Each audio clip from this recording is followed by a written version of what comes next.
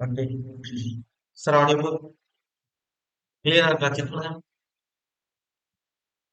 Sir. Okay. இன்னைக்கு வந்து என்ன பார்க்க போறோம்னா, டிரான்ஸ்போர்ட்டேஷன் இன்ஜினியரிங்ல வந்து ஹைவே இன்ஜினியரிங் ஸ்டார்ட் பண்ண போறேன். ஓகே. இதுக்கு முன்னாடி டிரான்ஸ்போர்ட்டேஷன் ஆரம்பிச்சாச்சு.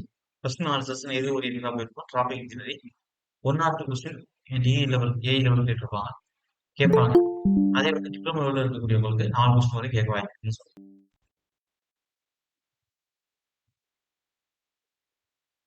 ஓகே. உண்மையா டெடிகேட்டடா நீங்க ஒர்க் பண்றீங்க அப்படின்னா, போஸ்டிங் இன்னைக்கு இல்லாட்டி ஒரு நாள் வந்துரும். அத மைண்ட்லயுமே வச்சுக்கிருங்க. இது வந்து ஒரு நல்ல நேரடியா போயிட்டு ஒரு இடத்துல உட்காந்து கஷ்டப்பட்டு படிச்சு காசு அத்தனை மாசம் செலவு பண்ணி படிக்கிறது ஒரு நல்ல ஒரு வாய்ப்பு தான். வீட்ல இருந்து நீங்க காலைல உங்களுக்கு ஒர்க் போனாலும் உங்களுக்கு ஒரு நல்ல வாய்ப்பு. படிச்சிடுறது, ஈவினிங் படிக்கிறது, மத்த நேரம் ஒர்க் பார்த்துக்கலாம். இது ஒரு நல்ல வாய்ப்பு. உங்களால முடியும் அதை எப்பயும் வச்சுக்கிறது. இன்னைக்கு வந்து நகராட்சி எக்ஸாம்ல செலக்ட் ஆனவங்களுக்கு ஃபைனல் லிஸ்ட் அதாவது கவுன்சிலிங் லிஸ்ட் வந்திருக்கும். ஃபர்ஸ்ட் 800 ஃபர்ஸ்ட் கேட்டகரி போஸ்டிங் தகுந்த மாதிரி 875 பேர் கொடுப்பாங்க. அதுல வந்து நம்ம இன்ஸ்டியூட் சார்பா கிட்டத்தட்ட 15 பேர் செலக்ட் ஆயிருக்காங்க. நான் சொல்றது டிகிரி லெவல் ஏஐ போஸ்டிங் சொல்லிட்டு இருக்கேன். அவ்வளவுதான் கன்ஃபார்ம் அவன் ஃபைனல். போஸ்டிங் அடுத்து என்ன போஸ்டிங் என்ன செலக்ட் பண்ணி வாங்குறதுதான். அப்ப 15 பேர் செலக்ட் ஆயிருக்காங்க அப்படின்னா உங்களாலையும் அதுல வர முடியும். இன்னும் டிப்ளமோக்கு வந்து ரிசல்ட் வரல. அது வந்ததுக்கப்புறம் அது எத்தனை பேர் வந்திருக்காங்க ரிவைவ். அப்ப திரும்பவும் சொல்றேன் இது ஒரு நல்ல வாய்ப்பு.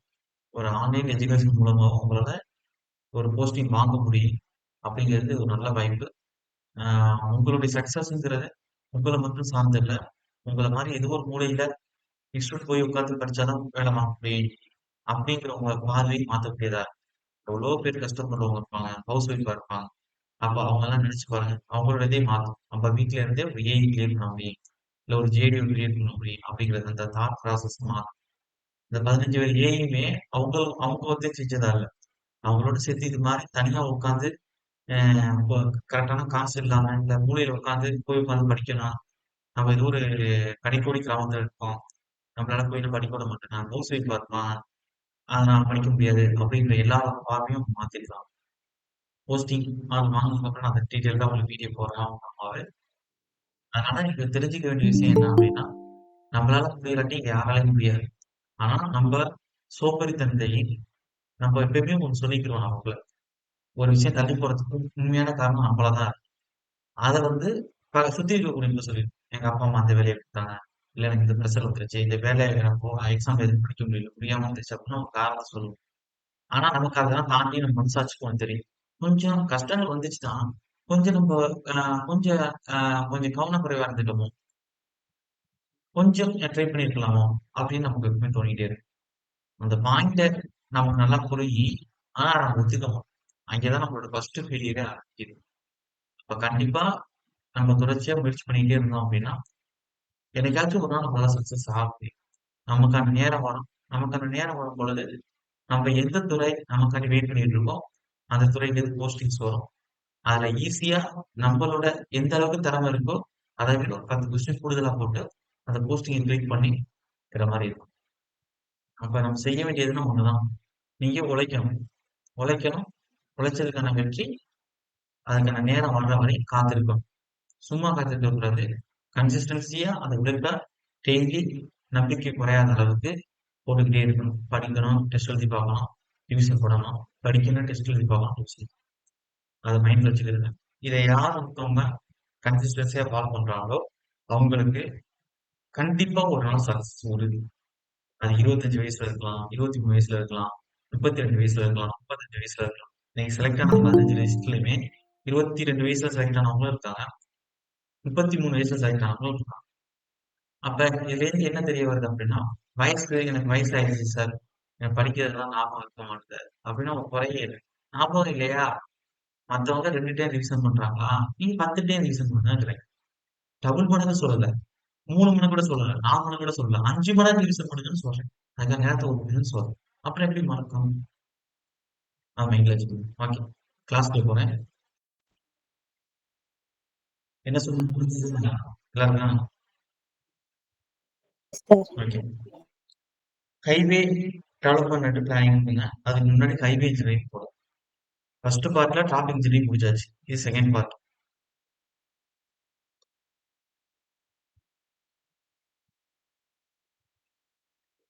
Highway engineering.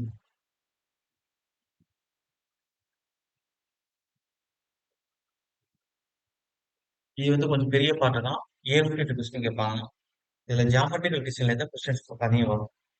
ஹைவே இன்ஜினியரிங் போறதுக்கு முன்னாடி நீங்க ஹைவே டெவலப்மெண்ட் அண்ட் பிளானிங் பார்க்கலாம். அப்ப ஹைவேங்கிறது என்ன? வேனா பாதை, பாதை அழிச்சிடுவேன். ஹைனா உயரம். நார்மலா இருக்கக்கூடிய எடுத்த சர்ஃபேஸ்ல இப்ப இந்த இடத்துல ஹைவே போட போறோம்னா பக்கத்துல இருக்கக்கூடிய சர்ஃபேஸோட அது கொஞ்சம் உயரமா இருக்கும். எலிவேட்டடா இருக்கும். அதுதான் ஹைவே. இந்த ஹைவே எதுக்கு போறோம்னா நம்ம ஒரு ஸ்மூத்தான ரோட போட்டுட்டோம்னா அந்த ஸ்பீடை நம்மளால டூ வீலர் வந்து அப்படி சைக்கிளா இருக்கட்டும், ஸ்கூட்டர், பைக், இல்ல வேற த்ரீ வீலர்ஸ், ஃபோர் வீலர்ஸ் எது வேணாலும் நம்ம ஓட்டி ஸ்மூத்தா ஸ்பீடா கொண்டு போயிருக்கு. ஓட்டுறவங்களுக்கும் நம்ம கம்ஃபர்டபுள் இருக்கும். அதுக்கடுத்து ரோடு இருக்கு அப்படின்னு எல்லாரும் நெட்ட யூஸ் பண்ணாம நடந்து போறவங்க கீழ இறங்கி போவாங்க. அப்ப இந்த மாதிரியான சில பயன்பாடுகளுக்காண்டி ஒரு குறிப்பிட்ட இடத்த ஒதுக்கி அந்த இடத்துல ஹைவே போட்டிருப்பாங்க. அந்த ஹைவேங்கிறது நமக்கு வந்து எதுக்காண்டினா ஒரு இடத்துல இருக்கக்கூடிய உற்பத்தியாகக்கூடிய பொருள உற்பத்தி கம்மியா இருக்கக்கூடிய இடத்துக்கு கொண்டு போய் சேர்க்கிறதுக்கும், அதுக்கடுத்து உங்களுடைய தேவைகளை பூர்த்தி செய்வதற்காக, இடம்பெயர்வதற்காக ஒரு இடத்துல இருந்து இன்னொரு இடத்துக்கு இடம்பெயர்வதற்காக பயன்படுத்தக்கூடிய ஒரு பாதையா தான் அது வேவாக பயன்படுகிறது. அப்ப நாட்டோட பொருளாதாரத்திற்கு மிக முக்கிய பங்கு ஹைவே, அதாவது ரோடு இன்ஜினியரிங்கிறது இருக்கு. ஏன்னா ரோடு மூலமா டிரான்ஸ்போர்டேஷன் வசதி கரெக்டா இருந்தா மட்டும்தான் ஒரு இடத்துல இருந்து ஒரு பொருளை இன்னொரு இடத்துக்கு நம்ம ஈஸியா டிராவல் பண்ண முடியும், கொண்டு போய் சேர்க்க முடியும். அப்ப ரோடுங்கிறது ரொம்ப இம்பார்ட்டன்ட். இப்ப நீங்களே பார்த்திருப்பீங்க. இப்ப தக்காளி கிலோ 20 ரூபாய்க்கு விக்குது. இது ஒரு குறிப்பிட்ட காலங்களுக்கு முன்னாடி தக்காளிக்கு டிமாண்ட் ஏற்படும் பொழுது, அதாவது ஆஹ் பெரிய பெரிய ஆஹ் இந்த லாரி சட்டத்தின் மூலமா ஸ்ட்ரைக் வந்து அறிவிக்கும் பொழுது தக்காளிக்கு ரொம்ப டிமாண்ட் இருந்ததுனால என்ன ஆச்சுன்னா உங்களுக்கு ஏற்றுமதி இறக்குமதி பாதிக்கப்பட்டுச்சு. அப்ப வந்து 20 ரூபாய்க்கு வித்த தக்காளி 150, 200 வரைக்கும் போயிடுச்சு. உங்களுக்கு தெரியும். அப்ப இந்த போக்குவரத்து வசதி கரெக்டா இல்ல. அப்ப அது போக்குவரத்து வசதிக்கே எப்படின்னா அது எது மேல வரும்? ரோடு மேல வரும். அப்ப கரெக்டான ரோடு வேணா இல்ல அப்படின்னா மக்கள் தங்கள் உற்பத்தி பண்ணக்கூடிய பொருளை கரெக்டான இடத்துல கொண்டு போய் சேர்த்து வித்து காசு வாங்க முடியாது. அது மட்டும் இல்ல. இப்ப மக்களுக்கு தேவையான பொருள்கள் எல்லாம் அதிக விலையில கிடைக்கும். ஏன்னா ரொம்ப தூரத்துல இருந்து கொண்டு வரணும் ரொம்ப கஷ்டமா இருக்கும். அப்ப அது என்ன செய்யும்? இந்த பொருளோட மதிப்பு பல மடங்கு போகும். அப்ப ஒரு குறிப்பிட்ட காலங்களுக்கு முன்னாடி உங்களுடைய தாத்தா இல்ல குடு தாத்தானா ஒரு மிகப்பெரிய பொருளாதார சுமையில இருந்தார். தான் உற்பத்தி பண்ணக்கூடிய பொருளையும் கரெக்டான இடத்துல கொண்டு போய் வித்து காசு வைக்கவும் முடியாது. அதே சேம் டைம் சின்ன சின்ன பொருளையும் அதிக காசு கொடுத்து வாங்கணும். இல்ல எளிதா கிடைக்காது. எளிதாவே கிடைக்காது எந்த ஒரு பொருளும். அவங்க ஆசைப்படுற பொருள்லாம். இன்னும் சொல்ல போனோம்னா, ஒரு ஹாஸ்பிட்டலுக்கு போறதுனாலும் வட்டி கட்டிட்டு போற மாரி சூழ்நிலை இருந்துச்சு. கரண்ட் முரடான பகுதிகள்ல. அப்ப இவ்வளவு மாரியான விஷயங்கள்லாம் இப்ப இப்ப நம்ம கேட்கறதுக்கு ஒரு ஒரு வரலாறு மாரி இருக்கு. ஒரு ஹிஸ்டரி மாதிரி இருக்கு. ஆனா அந்த நீங்க கதையா பார்க்கக்கூடிய அந்த நிகழ்வுகள் எல்லாம் உங்க முன்னோர்கள் தான் அனுபவிச்சுட்டு வந்திருக்காங்க. அப்ப அந்த காலகட்டம்னா ரோடுவே இல்லாத காலகட்டம். அதாவது ஹைவே இல்லாத காலகட்டம். ஆனா இந்த ஹைவேங்கிறது நாளடைவுல எப்ப புதுசா டெவலப் ஆனுச்சு ரோடு போடக்கூடிய திட்டங்கள் அப்படின்னா மார்க்மா பீரியட்ல உங்களுக்கு தங்க நகர சாலை திட்டம்னு கொண்டு வந்தாங்க. ஒவ்வொரு கிராமங்கள் கூட சாலைகள் கொண்டு போய் சேர்க்கணும் அப்படின்னு அப்பதான் அதிகம் விரிவுபடுத்தப்பட்டது. அதுக்கடுத்து வரக்கூடிய கவர்மெண்ட்ஸ் எல்லாமே என்ன செஞ்சாங்க அப்படின்னா இது தனி ஒரு ஃபண்டு தன்னுடைய பட்ஜெட்ல ஒதுக்கி ரோடு போடக்கூடிய அந்த இம்பார்ட்டன்ட் கொடுத்து அவங்க வந்து என்ன செஞ்சாங்கன்னா ரோடு போடக்கூடிய திட்டங்களை அதிகரிச்சாங்க. இப்ப எல்லா இடத்துலயும் பாப்பீங்க ஒரு சின்ன கிராமங்கள் ஏன் ஒரு தெரு கிராமங்கள் சின்ன சின்ன தெருக்கள் கூட ஒரு சிமெண்ட் காங்கிரீட் ரோடோ தார் தான் இருக்காங்க. அதை அப்டேட் பண்ணிக்கிட்டு தான் அதாவது மெயின்டெனன்ஸ் பண்றாங்க. இல்ல மறுபடியும் வந்து அது மேல வந்து இன்னொரு புத்தாரம் போடுறாங்க. எல்லாமே பார்த்துட்டு தான் இருக்கீங்க. அப்ப இப்ப நமக்கு எளிமையா இருக்கக்கூடிய விஷயங்கள் குறிப்பிட்ட கால பீரியடுக்கு முன்னாடி அது ஒரு மிகப்பெரிய தவமா இருந்துச்சு ரோடுங்கிறது, ரோடு வசதிங்கிறது. அப்ப இந்த பிளானிங்கிறது எப்படி வந்திருக்கும் ஹைவே அப்படின்னா ஃபர்ஸ்ட் ரோடு எப்படி போட்டிருப்பாங்க? மண்ணை கொட்டி கல் இதெல்லாம் போட்டு அது மாதிரி ரெடி பண்ணிருப்பாங்க ஆதி காலத்துல. அப்ப அப்படி யார் ஃபர்ஸ்ட் ரெடி பண்ணாங்கன்னா இந்த ரோடுங்கிற வார்த்தைக்கு இந்த ஹைவேங்கிற வார்த்தைக்கு முன்னோடியே ரோமன்ஸ் தான். அப்ப அவங்க கிட்டத்தட்ட அவங்களுடைய ரோமன்ஸை நோக்கி தான் எல்லா ரோடும் வர்ற மாதிரி அமைச்சு வச்சிருக்காங்க. கிட்டத்தட்ட 29 ரோடு வந்து ரோம்ல வந்து கனெக்ட் ஆகிற மாதிரி இருந்துச்சு. அப்ப இந்த ஹைவே இல்ல ரோடுக்கு முன்னோடிகள் யாருன்னு சொன்னா ரோமன் தான். ஆனா அவங்க சிமெண்ட் காங்கிரீட்டோ இல்ல ஒரு தார் ரோடோ அவங்க போடல. ஐ மீன் பிளெக்சிபிள் பேமெண்ட்டோ போடல. அவங்க போட்டதெல்லாம் மண் ரோடு இந்த மாதிரி விஷயங்கள் தான் ஸ்டோன் ரோடு தான் போட்டுட்டு இருந்தாங்க. அப்ப இந்த இந்தியன் ரோடு வந்து ஆரம்ப காலகட்டத்துல இருந்து வரணும் அப்படின்னா அதை இந்துஸ் வேலி சிவிலைசேஷன் சிந்து சமவெளி நாகரிக 5000 பிசி பீரியட்லயே அவங்க வந்து ரோட்வே கண்டுபிடிக்கல. ஆனா, அந்த சிந்து சமவெளி நாகரிகத்துல அவங்க பார்க்கும்பொழுது, அவங்களோட வீடுகள் அமைப்புனா, ஒரு கிரீட் பேட்டர்ன்ல இருந்துச்சு. அதாவது எப்படின்னா, சதுர சதுரமா பாக்ஸ் பாக்ஸா இருந்துச்சு. அப்ப பாக்ஸ் பாக்ஸா இருந்துச்சுன்னா, நடுவுல வந்து உங்களுக்கு தெரியும். கிராமங்கள்ல பாக்ஸ் பாக்ஸா வீடு இருக்குன்னா, நடுவுல ரோடு விட்டுருப்பாங்க. அப்ப இருக்கிறதுக்கான பாசிபிலிட்டி இருக்குன்னு சொல்றாங்க. ஏன்னா, வீடுகளோட அமைப்பு கிரீட் பேட்டர்ன்ல இருக்கிறதுனால. அதுக்கு அடுத்தபடியாக மௌரிய பேரரசு. ஓகே. அசோகர் கேள்விப்பட்ட மௌரிய பேரரசு வந்தா உங்களுக்கு அசோகர் தான் ஞாபகத்துக்கு வரும். சிறந்த மன்னர் இந்தியா முழுக்க அவரோட ஆட்சியின் உட்படுத்தி ஆண்டார்ன்னு சொல்லுவாங்க. அவரோட காலகட்டத்துல சாரி மௌரிய பேரரசு காலகட்டத்துல நம்மளுடைய சந்திரகுப்தா ஓகே சந்திரகுப்தர் என்ன செஞ்சாரு அப்படின்னா கிட்டத்தட்ட நாடு முழுக்கவும் 2400 கிலோமீட்டர் ரோடு வந்து போட்டிருந்தாரு அவரோட காலகட்டம் அப்படி புராணங்கள் சொல்லுது. அவர் போடப்படும் போது இந்தியா வேற பாகிஸ்தான் வேற அப்படி இல்ல 1947 போது அவங்களுக்கு அது பிரிஞ்சிருக்கு செப்பரேட்டா பிரிஞ்சிருக்கு. அப்ப அவர் காலகட்டத்துல எல்லாம் ஒண்ணுதான் இந்தியா பாகிஸ்தான் எல்லாம் ஒண்ணுதான். அந்த 2400 கிலோமீட்டர் லாங் ரோடுங்கிறது எங்கே இருந்து ஆரம்பிச்சிச்சு அப்படின்னா தற்போது பாட்னான்னு சொல்றோம். அப்ப எப்படி இருக்குன்னா உங்களுக்கு பாடலிபுத்ரா அப்படின்னு இருக்கு. பாடலிபுத்திரம் தமிழ். அதுல இருந்து ஆரம்பிச்சு தக்சசீலா. இப்ப வந்து பாகிஸ்தான் அந்த பிளேஸ் இருக்கு. அது வரையும் வந்து கிட்டத்தட்ட 2400 கிலோமீட்டருக்கு வந்து ரோடு போட்டு வச்சிருக்காங்க. அதுக்கடுத்து பிரிட்டிஷ் கவர்மெண்ட் வந்ததுக்கு அப்புறம் ஃபர்ஸ்ட் ரோடு என்ன அப்படின்னா கல்கத்தா டு டெல்லி வரையும் போட்ட ரோடு தான் ஃபர்ஸ்ட் ரோடு. அதுக்கடுத்து இவ்வளவு பார்த்தா போதும். அதோட ஹிஸ்டரி பத்தி இவ்வளவு பார்த்தா போதும். அதுக்கடுத்து உங்களுக்கு Tresaguet construction, Metcalf construction, Telford construction, Macadam construction ஒரு 4 கேட்டகரி இருக்கு. ஒவ்வொரு காலப்பிரிவும் 1716ல இருந்து 1896, 17 810, 787 834.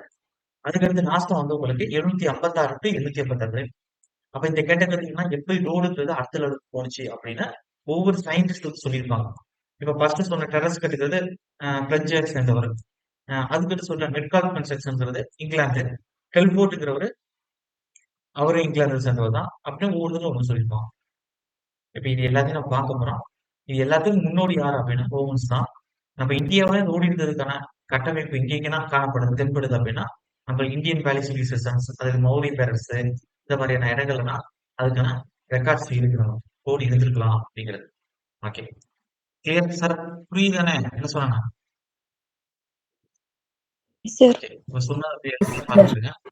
இப்ப இதை வந்து எப்படி சொல்லுங்க highway development plan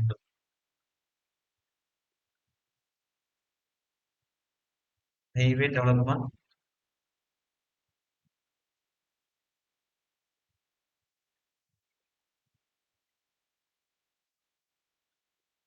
and planning.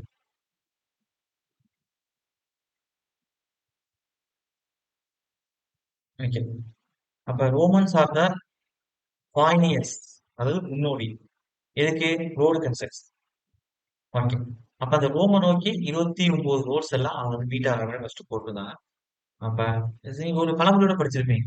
சின்ன வயசுல ஒரு ஸ்போக்கன் இங்கிலீஷ் புக் வாங்குனீங்கன்னா ஃபர்ஸ்ட் எடுத்தோடனே அதான் போட்டிருக்கு பழமொழியில இங்கிலீஷ்ல தமிழ்ல போட்டுருக்கு. நீங்க தமிழ்ல கொடுத்து டிரான்ஸ்லேட் பண்ணிருப்பாங்க. சரி இங்கிலீஷ்ல கொடுத்து டிரான்ஸ்லேட் பண்ணிருப்பாங்க தமிழ்ல. எல்லா ரோடுகளும் பூமி நோக்கி செல்கின்றன பார்த்திருப்பீங்க. அதுக்கடுத்து வந்து வருமுன் காத்தல் சிறப்பு. ஓகே அப்ப இது மாதிரி தான் பார்த்திருப்பீங்க. அதுல ஃபர்ஸ்ட் என்ன இருக்குன்னா எல்லா ரோடும் பூமி நோக்கி செல்கின்றன அப்படின்னு போட்டிருப்பாங்க. அப்ப எழுதிக்கிறீங்க. அதாவது ஒவ்வொரு தான் எழுதிக்கிறேன். ரோமன்ஸ் ஆர் த பாய்னியர்ஸ் அதாவது முன்னோடி. Romans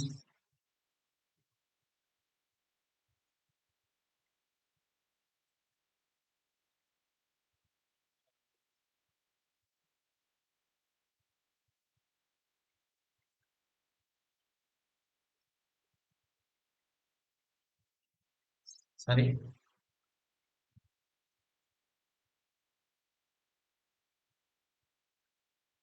in road construction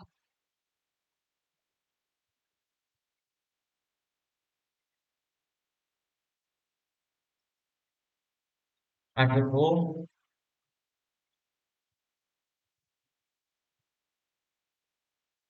29 roads were meeting.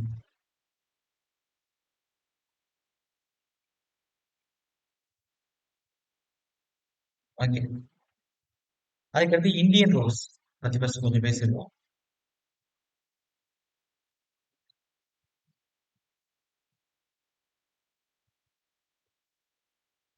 First Indus valley civilisation,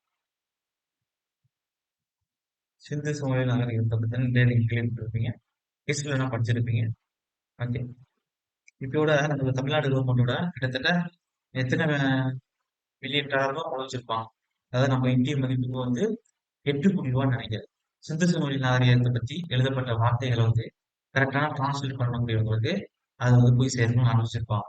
இந்த உலகத்துல இருக்கக்கூடிய எல்லா அமைப்புலையும் இது வந்து வளர்ப்பாங்க. அதெல்லாம் நீங்க பார்த்திருப்பீங்க. Hindus valley civilisation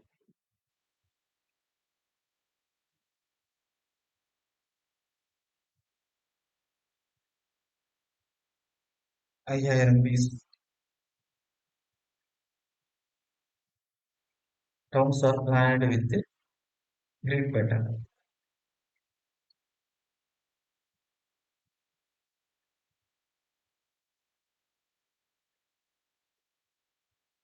Planned with grid pattern.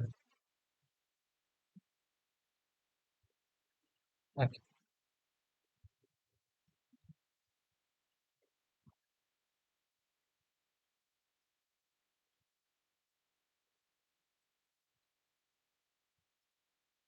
Okay. அதுக்கடுத்து முகலாய ஒதுக்குறேன். அவங்க 4000 to 2000 BC. சந்திரகுப்த மௌரியா தான் first first road construction start பண்ணாரு. மௌரிய பேரரசு சொல்லிருக்கீங்களா?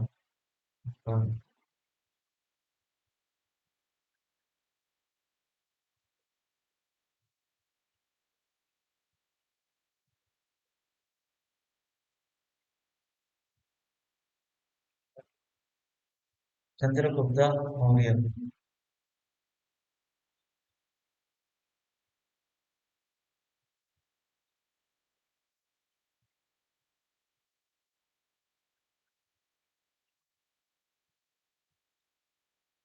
Constructed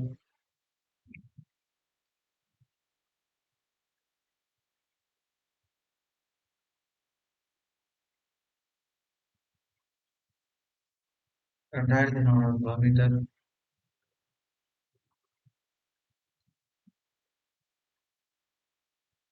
long road from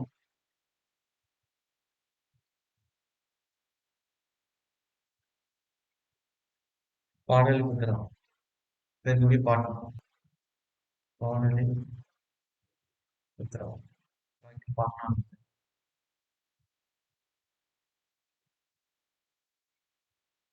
to Taxila.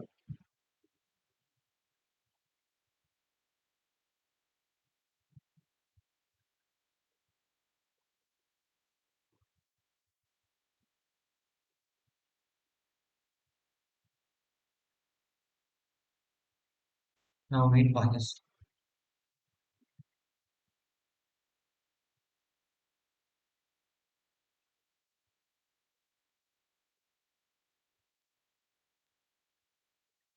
அதுக்கடுத்து ஃபர்ஸ்ட் பிரிட்டிஷ் ரோடு.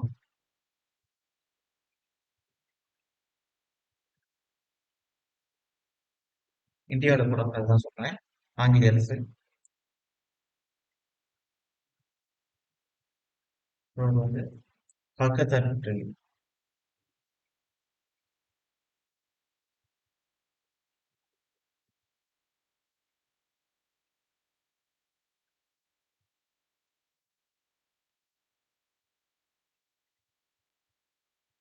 அதுக்கடுத்து ஓ மொத்தம் ஒரு நான் இப்ப இதுவரையும் உள்ளதுல லைட்டா பார்த்தோம். அதோட ஹிஸ்டரி பத்தி. இப்போ வரிசையா என்ன சொல்ல போறேன் அப்படின்னா ட்ரெஸ்லகேட்டா கன்ஸ்ட்ரக்ஷன்.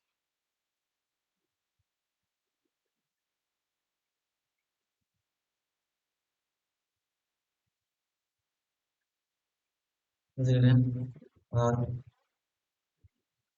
மொத்தம் ஒரு 4 கன்ஸ்ட்ரக்ஷன் டைப் கொடுக்குறேன். ட்ரெஸ்லகேட், மெட்கால் கன்ஸ்ட்ரக்ஷன், டெல்போர்ட், மேகடம். அப்ப இந்த 4 காலம் பீரியட் ஆர்பிஎஸ் எக்ஸாம்ல கேட்பான். ஃபர்ஸ்ட் ட்ரெஸ்லகேட், அப்புறம் மெட்கால், டெல்போர்ட், அடுத்து மேகடம். இந்த ஆர்பிஎஸ் எக்ஸாம்ல கேட்பாங்க சார், பாத்துக்கிறேன். அப்ப ஃபர்ஸ்ட்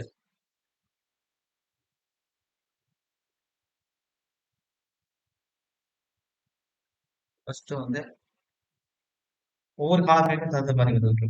ஓகே, அடுத்தது எல்லாத்தையும் ஃபர்ஸ்ட் எழுதலாம். காலப்பேர் எழுதுனா உங்களுக்கு தெரியல. வருஷம் எழுதுனாவே. ஃபர்ஸ்ட் 1000 ஆர்டர் வைஸ் எக்ஸாம்ல கேட்டிருக்காங்க. எதுக்கு எடுத்தது வருமா? 716 டு 1796 கொடுக்குறேன். அதுக்கடுத்து 1000 இது வந்து என்ன சார் அப்படின்னா ரெசகண்ட் கன்ஸ்ட்ரக்ஷன்.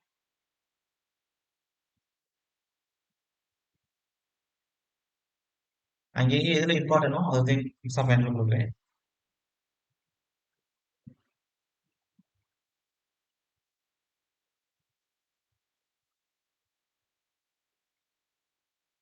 அதுக்கு அடுத்தபடியாக 1717ல இருந்து 810 வரை இன்னொருத்தர் வருவார். ஓகே, இதுக்கிடையே 1754 57 ஸ்டார்ட் பண்ணிடுவாரு. ஆனா அவர் 834 வரையும் வருவார். அதனாலதான் அவர் வந்து மூணாவது அமைப்பு. ரெண்டுக்கு மூணுக்கு ஒரு சின்ன குழப்பம் உங்களுக்கு வர மாதிரி இருக்கும். குழப்பம் ஒன்றும் தேவையில்லை, அப்படின்றதே கரெக்ட் தான். அதுக்கு அடுத்ததுங்க 1717 டு 1810 ஆரம்பத்தில் வச்சுதான் முடிக்கணும். அப்ப இங்க 16 இங்க 17 அதை வச்சுதான் முடிக்கணும்னா அடுத்து என்ன அப்படின்னா விளைவுகள். இவர் யாரு அப்படின்னா மெட்கால்குலன் செக்ஷன். ஒவ்வொருத்தரும் ஒவ்வொரு ப்ரொசீஜர் கொடுத்துருப்பாங்க. மற்றொரு போறதுக்கே ஏகப்பட்ட ப்ரொசீஜர் இருக்கும். இப்படி போடுங்க, அப்படி போடுங்க அப்படின்னு. அப்பனா ஒரு ரோடு போடணும், கரெக்டான ஸ்லோப் அமைக்கணும், ரோட் பாயிண்ட் கொடுக்கணும், ஏன்னா ட்ரைனேஜ் வடியணும். அந்த ப்ரொசீஜர் தான் இல்லை. ரோடு போறதுனாவே என்ன அர்த்தம்? உங்களுக்கு வந்து ஒரு எலிவேட்டர் ஒரு சர்ஃபேஸ் போடணும். மழை பெஞ்சா தண்ணி தேங்கி தேங்கி அது போன மாதிரி ஒப்பிடக்கூடாது, அதுக்காண்டி. ஆனா அவங்களுக்கு இந்த ரோட்ல வந்து ரோட் பாயிண்ட் இருக்க மாட்டாங்க ட்ரைனேஜுக்காண்டி. கரெக்டான ஓகே நான் சொல்றேன். அது கேம்பர் சொல்றதுல கொடுத்துருக்க மாட்டேன். அந்த நாகரிகத்துக்கு தகுந்த மாதிரி அப்டேட் ஆகி ஒவ்வொரு இதுக்கு தகுந்த மாதிரி அந்த இது வந்துட்டே இருக்கு நான் சொல்றேன். அப்ப அடுத்தது வந்து ரெக்கார்ட். ஒருத்தர் இன்ட்ரடியூஸ் பண்ணுவாங்க, அதுல சில பிரச்சனைகள் வரும். அடுத்தவங்க வந்து இது எப்படி பண்ணலாமேன்னு ரெடி பண்ணுவாங்க. அது யூஸ் பண்ணிட்டு இருப்பாங்க கொஞ்சம் காலங்களுக்கு. அதுக்கு அடுத்தவங்க வந்து என்ன செய்வாங்க, இல்ல இதுல இந்த பிரச்சனை வருது, இதுக்கு இந்த சொல்யூஷன் யோசிப்பாங்க. ஏன் அப்டேட் இருந்ததுதான் நாகரிகம். உங்களுக்கே தெரியும். சயின்ஸும் அப்படிதான். ஓகே, 1757 ஆரம்பிச்சு ஆரம்பிக்கிறது தான் ஓகேனா 1834 சரியானா டெல்போர்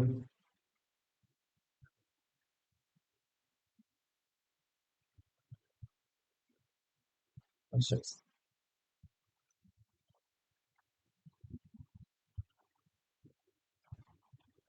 இதுல வந்து ஃபர்ஸ்ட் அப்கிரேட் பிடிக்கணும். கீழே கரெக்டான ஒரு பேஸ் இருக்கணும். அதை ஸ்டடி பண்ணிட்டு தான் மேல வந்து ஒரு மண்ணை கொட்டி ரோடு போடணும் அப்படின்னு போட்டு தான் புதுசா கொண்டு வந்தாரு. ஆனா அவர் பண்ண தப்பு என்னன்னா, அவர் வந்து ப்ராப்பர் ட்ரைனேஜ் கொடுக்கல. அதான் அவர் பண்ண ஒரு தப்பு. அதுக்கு ஃபவுண்டேஷனுக்கு அது ஹெவி ஸ்டோன்ஸ் கொடுத்தாரு. எந்த அளவுக்குன்னா 35 சென்டிமீட்டர் அளவுக்கு திக்கு கொடுத்தாரு. அவர் போடக்கூடிய ரோடோட திக்கு அந்த அளவுக்கு இருக்கும். அதே எஞ்சில் வந்து 41 சென்டிமீட்டர் அளவுக்கு கொடுத்தாரு. அதாவது 30 சென்டிமீட்டர் அட்டி எஞ்சிலையும் 41 சென்டிமீட்டர் வந்து சென்டர்லயும் கொடுத்தாரு. அப்ப இது எப்படி கொடுக்கலாம்னா, இதுக்கு ஒரு சில பாயிண்ட் கொடுக்கலாமே, வேணாம். இப்படி விட்டுட்டு அடுத்து இங்க எழுது. அடுத்தது 1002 இது கேப் தான் எழுத வேண்டியது இருக்கு. அடுத்து வந்து 1756 டு 856. இது 57. இதை கொஞ்சம் இது பண்ணிக்கிறேங்க. ஏன்னா ஒரு லேட்டர் பீரியட்ல முடிச்சிருப்பாரு. கொஞ்சம் முன்னாடி ஒரு சில ஆரம்பிச்சிருக்கலாம். 756 டு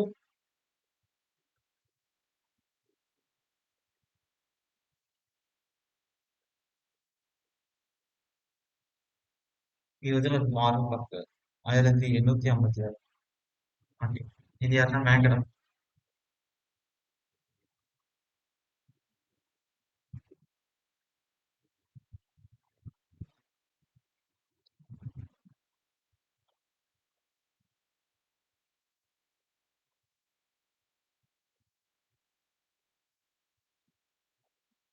ஃபர்ஸ்ட் 2 பேரும் வந்து அவ்வளவுதான் டீட்டெயிலா கொடுத்துருக்க மாட்டாங்க. சும்மா ரோட்னா லைட்டா எலிவேட்டட் சர்ஃபேஸா இருக்கலாம், அவ்வளவுதான் கொடுத்துருப்பாங்க. இது வந்து பிரான்ஸ் நாட்டை சேர்ந்தவர். பிரான்ஸ். இவர் வந்து பிரிட்டிஷ் சயின்டிஸ்ட் தான், அதாவது இங்கிலாந்து. ஓகே, இது ரெண்டு எந்த அளவுக்கு இம்பார்ட்டன்ட் ஆர்டர் வைஸ் கேட்கும்போது யூஸ் ஆகும். இங்க வாங்க, இதுல இம்பார்ட்டன்ட் சொல்லணும்னா ஃபர்ஸ்ட் சப்கிரேட் வந்து ஹர்சான்லா சப்கிரேட் கெப்ட் ஹர்சான். அதுக்கடுத்து and no proper drainage. No proper drainage.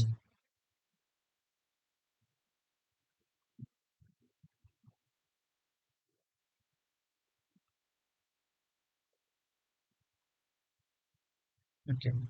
அதுக்கு அடுத்து ரெண்டாவது பாயிண்ட் என்ன அப்படின்னா திக்னஸ். ரோடோட திக்னஸ் வந்து எட்ஜில் வந்து 35 சென்டிமீட்டர் அளவுக்கு இருந்துச்சு. அதே வந்து சென்டர்ல ஆனா ப்ராப்பரா ஒரு கொடுக்கல 41 சென்டிமீட்டர். ட்ரைனேஜ் வந்து கரெக்டா ஒரு ப்ராப்பரா வடிகிற மாதிரி கொடுக்கலாம் தான் பிரச்சனை. ஓகே. அவர் என்ன பிரச்சனை பண்ணாரோ அது கொஞ்சம் வந்து ஆல்டர்னேட்டா மாத்தினார். அப்போ வந்து கேம்பர் ப்ராப்பரா ப்ரொவைட் சப்ளைல வந்து நான் ப்ராப்பரா இருக்குன்றதுக்காண்டி இவர் வந்து ஃபர்ஸ்ட் அந்த கிராஸ் லோன் கொடுத்திருப்பாரு. ரோட்ல 2 சைடு எந்த அளவுக்கு கொடுத்திருப்பாங்கன்னா 1:36 அளவுக்கு அடுத்து வந்து மேகடம் கொடுத்திருப்பாரு. இது வந்து ஹைலைட். மேகடம் சென்சர் ஃபர்ஸ்ட் சைடு ஸ்லோப் ப்ரொவைட் பண்ணிருப்பாங்க. எந்த அளவுக்கு அப்படின்னா 1:36 அளவு கொடுத்திருப்பாங்க. ஞாபகம் சொல்லுங்க. ஓகே. அடுத்தது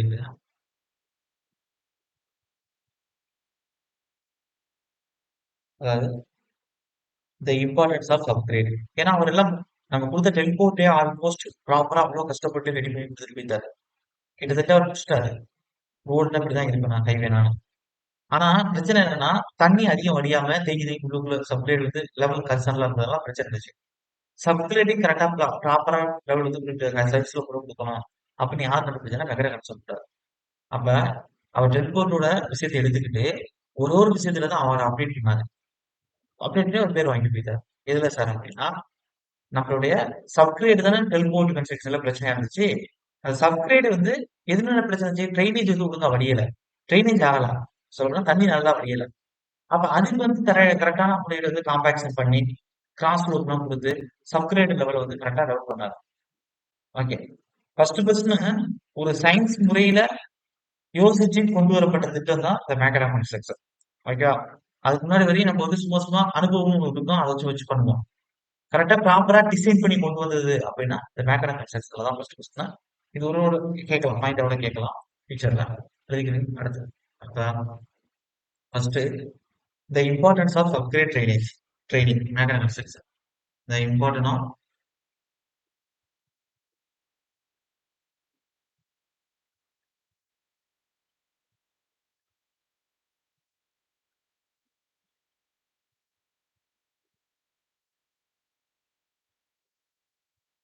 subgrade training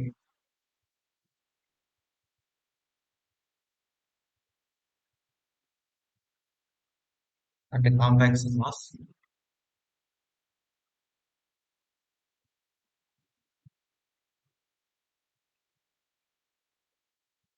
recognized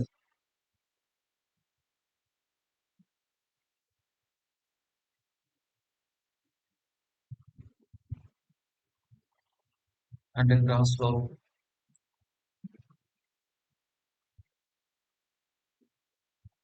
transfer law in the level 1:36 proposed from subgrade law.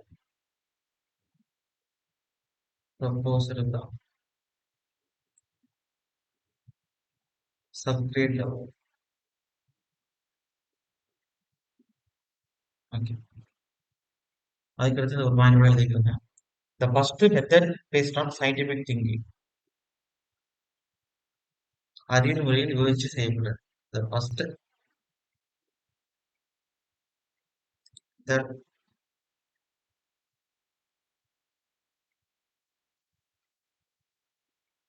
based on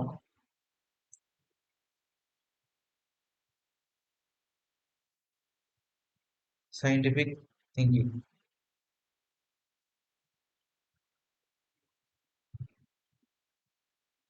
Okay. அதுக்கடுத்து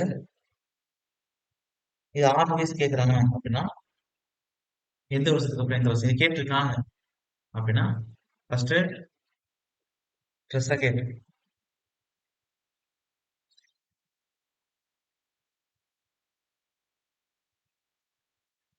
அதுக்கு அடுத்தது யார் வருவார் அப்படின்னா மெட்கால்ட் வருவார்.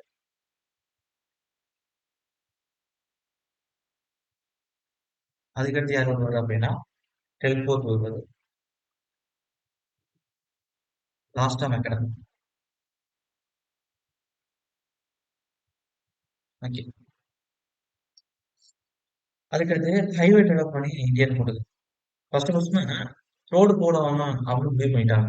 நாட்டோட பொருளாதாரத்தை அதிகமா இம்ப்ரூவ்மெண்ட் பண்ணணும் அப்படின்னா ரோடு வசதிங்கிறது ரொம்ப இம்பார்ட்டன்ட். ஆங்கிலேய அரசு வந்து அதிகமா வந்து இதே தான் போட்டுட்டு இருக்காங்க. ஏன்னா ரயில்வே ட்ராக் தான் போட்டுட்டு இருக்காங்க. ஏன்னா நம்மளோட நாடுகள்ல இருக்கக்கூடிய கனிம வளங்களை சுரண்டி அவங்க நாட்டுக்கு கொண்டு போறதுக்கும், போர் ஏதாச்சும் ஏற்பட்டுச்சுன்னா தன்னோட ஆயுதங்களை சப்ளை பண்றதுக்கும் அவங்க வந்து அதிகம் வந்து இருப்பு பாதைன்னு சொல்லக்கூடிய ரயில்வே ட்ராக் தான் அதிகம் அமைச்சாங்க. அதிகமா அவங்க ஹைவே இல்லைன்னா இம்பார்ட்டன்ட் கொடுக்கல. அப்ப ஃபர்ஸ்ட் ஒரு கமிட்டி அமைக்கப்பட்டது. ஓகே. அந்த பிரிட்டிஷ் கவர்மெண்ட்லயே வந்து இந்த சைமன் குழு பிரச்சனைக்கு அப்புறம் 1927ல வந்து சேகர் கமிட்டி அப்படிங்கிறது ஒண்ணு போட்டாங்க. அதாவது இந்தியன் ரோட் டெவலப்மெண்ட் கமிட்டின்னு சொல்லுவாங்க. அந்த கமிட்டி வந்து எதுக்காண்டி அமைக்கப்பட்டுச்சுன்னா, இந்தியாவுல வந்து ரோடு வசதிகளை இம்ப்ரூவ்மெண்ட் பண்றதுக்காண்டி நம்ம என்னென்னலாம் பண்ணலாம் அப்படிங்கிற ஒரு சில இது வந்து கொண்டு வந்தாங்க. ஏன்னா இந்திய நாட்டோட பொருளாதாரத்தை அவங்க வந்து அடுத்த லெவலுக்கு கொண்டு போகணும் அப்படின்னு மக்களோட பார்வையிலையும், அவங்களோட பார்வையில வந்து இந்த நாட்டோட பொருளாதாரத்த நம்ம இங்கேயே வந்து பெரிய பெரிய ஃபேக்டரிலாம் அமைக்க ஆரம்பிச்சதுக்கு அப்புறம், அந்த அதுக்கு தேவையான பொருட்கள இங்கேருந்து எடுக்கணும். இப்ப எளிமையா கொண்டு வந்து சேர்க்கணும். அவங்களோட பாயிண்ட் ஆஃப் வியூ. வந்து என்ன செஞ்சாங்கன்னா, ஒரு கமிட்டி வந்து அமைச்சாங்க. அந்த கமிட்டி தான் ஜேக்கர் கமிட்டின்னு சொல்லுவாங்க. இல்ல இந்தியன் ரோட் டெவலப்மென்ட்ன்னு சொல்லுவாங்க. ஜேக்கர் கமிட்டி எப்ப அமைக்கப்பட்டதுன்னு கேட்பாங்க. 1927. அதுக்கடுத்து நிறைய ஒரு குறிப்பிட்ட இயர் சொல்லுவேன். என்னென்ன இது வந்து எப்போ உருவாச்சுன்னு போடணும். ஜெனரல் ரோட் ஃபண்டுங்கிறது 1929. Indian road congress very very important example கேட்டாச்சு. ஐஆர்சி இப்ப படிக்கிறீங்களா டிரான்ஸ்பிரேஷன்ல கோடு புக் வந்து ஐஆர்சி ப்ரொவிஷன்ஸ் படிக்கிறீங்களா? அந்த ஐஆர்சி இந்தியன் ரோடு காங்கிரஸ் 1934 தான் தோற்றுவிக்கப்பட்டது.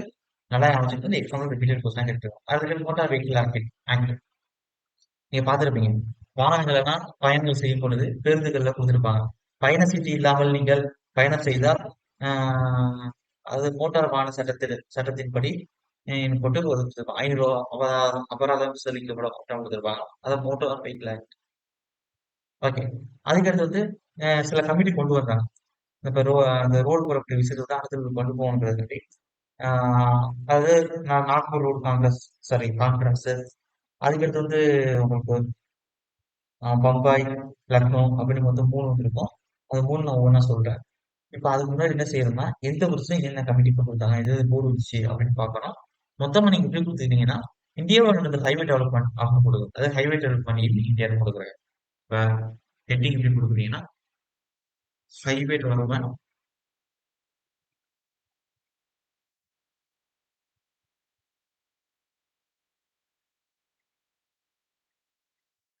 இன் India. Thank you. First 1927 Jayakar committee. Jayakar யார் தலைமையில் அமைக்கப்பட்டுச்சோ அவங்களோட பேரே வச்சுட்டாங்க. சேகர் கமிட்டி அப்படிதான் வச்சிருப்பாங்க. உங்களுக்கே தெரியும். ஓகே. मंडल कमीशन मैं क्या सरकारी குழு இதெல்லாம் படிச்சிருப்பீங்க நீங்க politics. Okay. Indian road development committee அவரோட கொடுக்கணும் ஜேகே கமிட்டி. இது இந்தியன்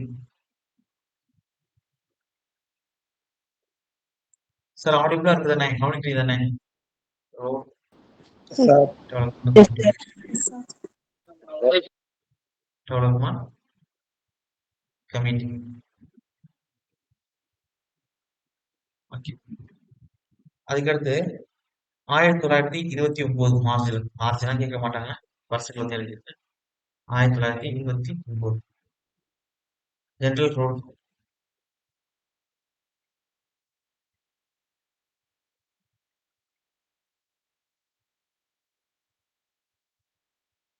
அதுக்கு அடுத்தபடியாக 1934 Indian road congress IRC very very important exam கேட்டாச்சு.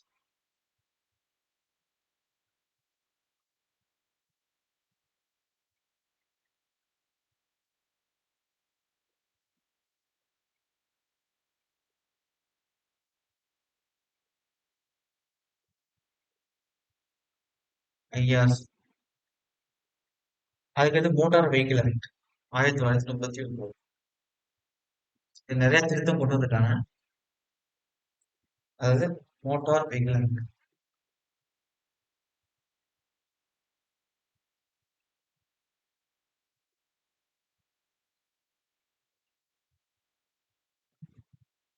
Vehicles act.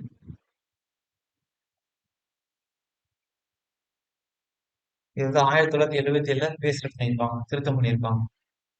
அதனால வேண்டியதுல ஃபர்ஸ்ட் கொண்டு வந்து எழுதிக்கிறேன். அதுக்கடுத்து நாக்பூர் ரோடு கான்ஃபரன்ஸ் 1943 கொடுத்துருப்பாங்க. இதுலதான் ஃபர்ஸ்ட் ரோடு டெவலப்மெண்ட் பண்றதுக்காண்டி ஃபர்ஸ்ட் 20 ஆண்டு திட்டம், நீங்க 5 ஆண்டு திட்டம் படிக்கிறீங்களா, அது மாதிரி 20 இயர் பிளான் கொண்டு வந்திருப்பாங்க ஃபர்ஸ்ட். அதான் நாக்பூர் ரோடு பிளான் சொல்லுவாங்க. அது எங்க முடிவு செய்யப்பட்டதுன்னா நாக்பூர் ரோடு கான்ஃபரன்ஸ் சொல்லுவாங்க. 1943 ஃபர்ஸ்ட் சொல்லுவாங்க. அப்ப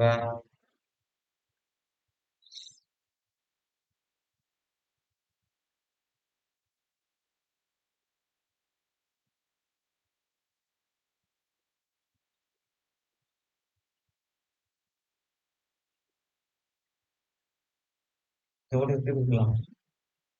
சரி, வைக்க எழுதிக்கிறேன். 1940 கீழே 3 கொடுப்பேன் சார் தனித்தனியா. இப்ப என்ன கொடுத்துருக்கேன்? நாக்பூர் ரோட் கான்ஃபரன்ஸ் அப்படின்னு கொடுத்துருக்கேனா, அது நாக்பூர் ரோட் பிளான். அடுத்து வந்து உங்களுக்கு செகண்ட் கொண்டு வந்து பாம்பே ரோடு பிளான், மூணாவது லக்னோ ரோடு பிளான் கொடுத்துருப்பாங்க. அதெல்லாம் கீழே நான் வரிசையா கொடுப்பேன். 1940. அப்ப 20 வருஷம்.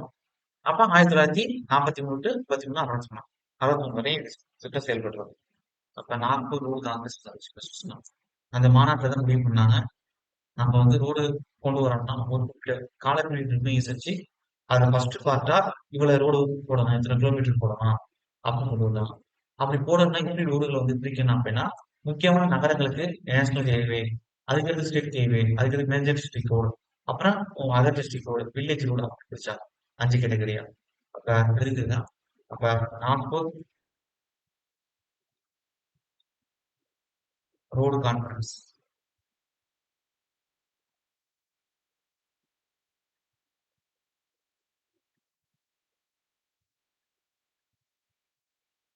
இதுதான் நாக்பூர் ரோடு பிளான் நம்ம சொல்றோம் ஃபியூச்சர்ல. ஓகே, அது எழுதிக்கிறேன். The first 20 years road development plan.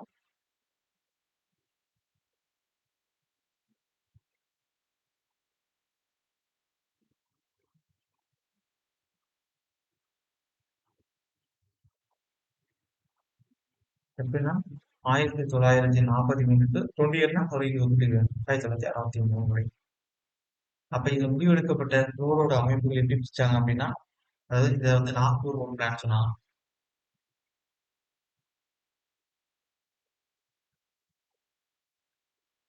இதுல கிட்டத்தட்ட 5 கேட்டகரி கொண்டு வந்தாங்க.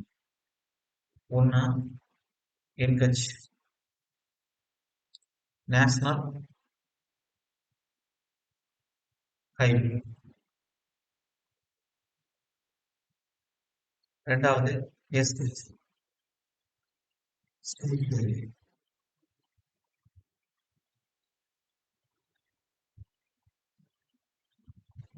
அடுத்தபடியாக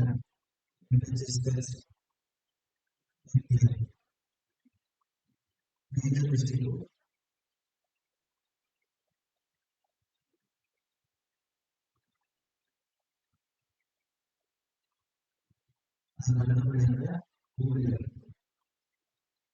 அதர் டிஸ்ட்ரிக்ட் கோட்.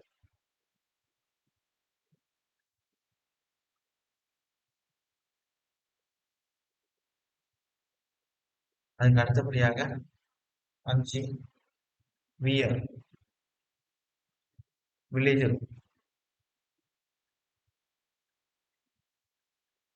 நாலு கட்டமைப்பா கொண்டு வரணும். இதெல்லாம் சொல்றேன்.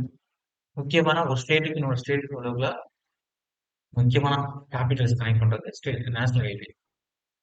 அதே ஒரே ஸ்டேட்டுக்குள்ள முக்கியமான நகரங்களை கனெக்ட் பண்றது ஸ்டேட் ஹைவே. அதே வந்து உங்களுக்கு அந்த ஒரு டிஸ்ட்ரிக்ட்ல முக்கியமான பிளேசஸ் எல்லாம் கனெக்ட் பண்ண வரக்கூடியது மேஜர் டிஸ்ட்ரிக்ட் ரோடு. அப்ப அதுக்குள்ள சப்டிவிஷனுக்குள்ள மட்டம், மண்டலம்னு சொல்லணும். அதுக்குள்ள கனெக்ட் பண்ணி போகும். அதை டிஸ்ட்ரிக்ட் ஒரு கிராமத்துக்குள்ள அப்படி வில்லேஜ் ரோடு. இதான் அந்த ரவுண்ட் ஃப்ளோ. சார் கிளியர் புரியுதானே? கீழே இதெல்லாம் கொடுப்பேன் ஒவ்வொரு ரோடு எப்படி கிளியர். ஓகே. அப்ப ஃபர்ஸ்ட்னா இந்த நாக்பூர் ரோட் பிளான் ரோடோட அமைப்பை எப்படி கொண்டு வந்தாங்கன்னா என்ன ரெக்கமெண்ட் பண்ணா அப்படின்னா கிரிட் ஷேப்ல கிரிட் பேட்டர்ல கொண்டு வந்தாங்க road system. Star and grid சொல்லுவாங்க. எக்ஸாம்பிள் கேட்டுருக்காங்க சார். நாக்பூர் ரோட் பிளான் எப்படி இருந்துச்சு? ஸ்டார் அண்ட் கிரிட் பிளான் இல்ல கிரிட் பேட்டர்ன் அப்படின்னு சொல்லுவாங்க.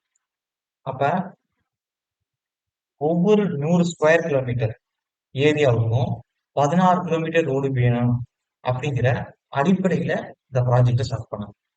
அப்ப ஒவ்வொரு 100 கிலோமீட்டர் ஸ்கொயர் அதாவது ஸ்கொயர் கிலோமீட்டர் ஸ்கொயர் ஏரியாவுக்குள்ள 16 கிலோமீட்டர்ல நியூ ரோடு போட்டு போனோம் அப்படின்னு சொன்னாங்க. முக்கியமான பிளேசஸ் தான் ஃபர்ஸ்ட் நம்ம கொண்டு போகுது. அப்ப எழுதிக்கிட்டேன். இந்த 40 ரோடு பிளான்ங்கிறது என்ன ரெக்கமெண்ட் பண்ணாங்கன்னா ரெக்கமெண்டட்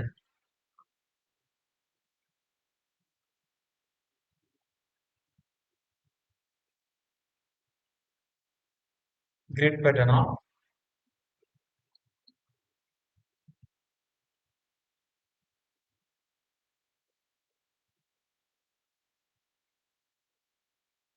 ரோடு சிஸ்டம்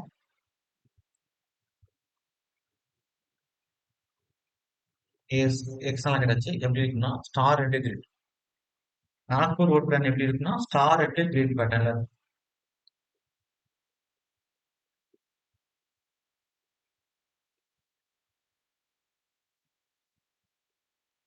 அதுக்கு அடுத்தபடியாக 16 கிலோமீட்டர் ரோடு per ஒவ்வொரு 100 கிலோமீட்டர் ஸ்கொயர் ஏரியாவும் of the country.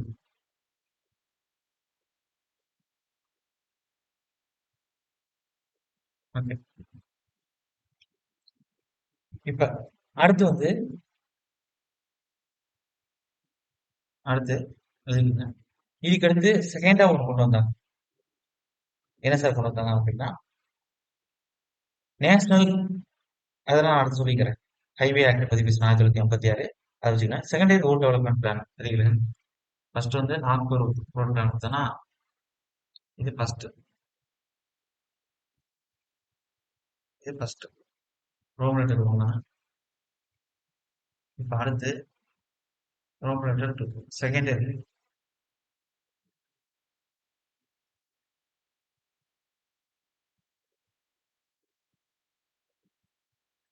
Road development.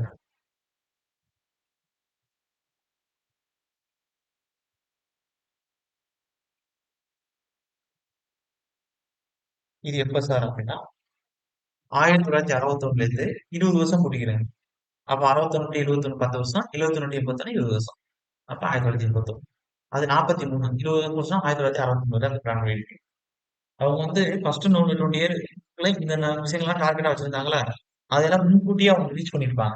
அதனால என்ன சொல்லியிருப்பாங்கன்னா 2% இயர்லியாவே நம்ம அடுத்த செகண்டரி ரோட் டெவலப்மெண்ட் முடிச்சிருப்பாங்க. ஓகே. இது என்ன சார் அப்படின்னா பாம்பே ரோட் பிளான் சொல்லுவாங்க. அந்த கமிட்டி கான்பரன்ஸ் எங்க நடந்துச்சோ அதை வச்சு ஆரம்பிச்சிருப்பாங்க. அப்ப இது வந்து Bombay road plan. Also call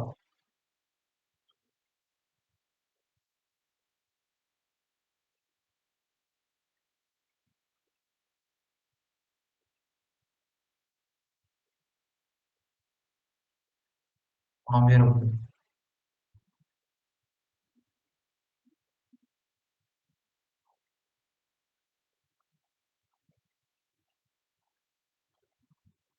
இதோட டார்கெட் என்ன சார் அப்படின்னா 100 ஸ்கொயர் கிலோமீட்டர் அதே ஏரியாவுக்குள்ள இப்ப 16 டபுள் ஆகினாங்க. போன டைம் சீக்கிரமே முடிச்சிட்டோம் டார்கெட் அப்படின்னு. இப்போ வந்து லேபர்ஸ் எப்படி ஹேண்டில் பண்ணணும், மெட்டீரியல்ஸ் எப்படி கொண்டு வரணும் அதெல்லாம் ஈஸியா புரிஞ்சிருக்கு.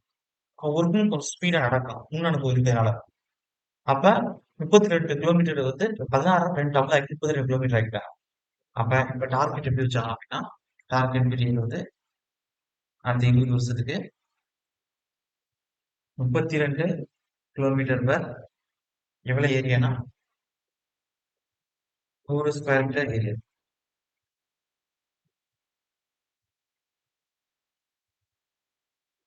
Of the country.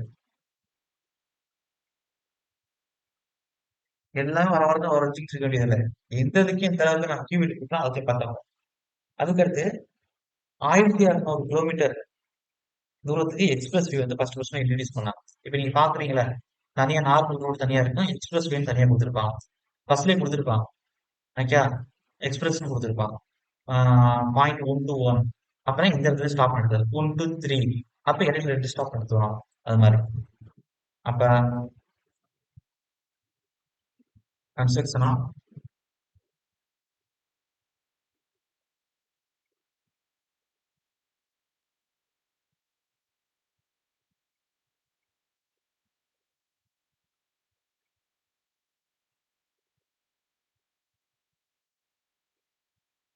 1200 kilometre express வே.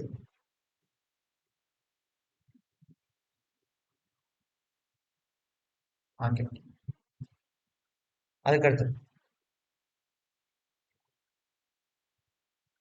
மூணாவது தேர்ட் 20 இயர் பிளான் சொல்லுவாங்க. அது 1981 கரெக்டா அந்த பிளான் ஸ்டார்ட் முடிஞ்சோடனே 2000 அடுத்த சொல்லுவாங்க. அக்டோபர் பிளான் சொல்லுவாங்க. அடுத்தது என்ன? மூணாவது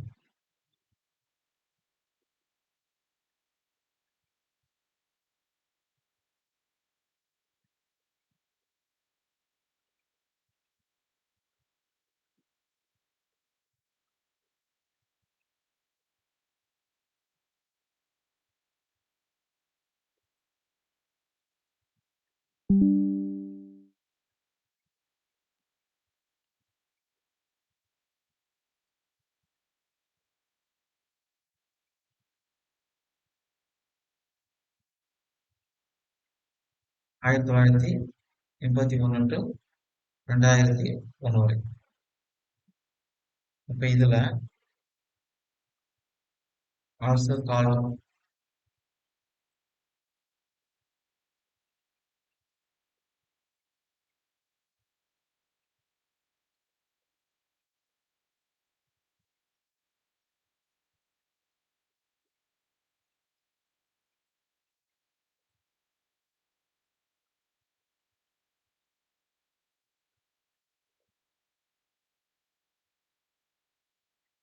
லக்னம் பிளான். டார்கெட் வந்து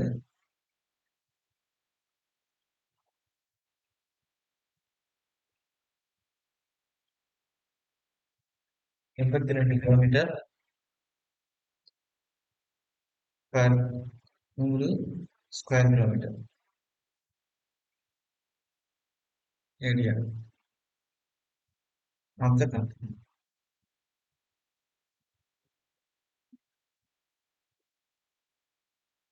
அதுக்கு அடுத்தபடியாக ஃபர்ஸ்ட் 1500 கிலோமீட்டர் எக்ஸ்பிரஸ் வேவா, இப்ப கன்ஸ்ட்ரக்ஷன்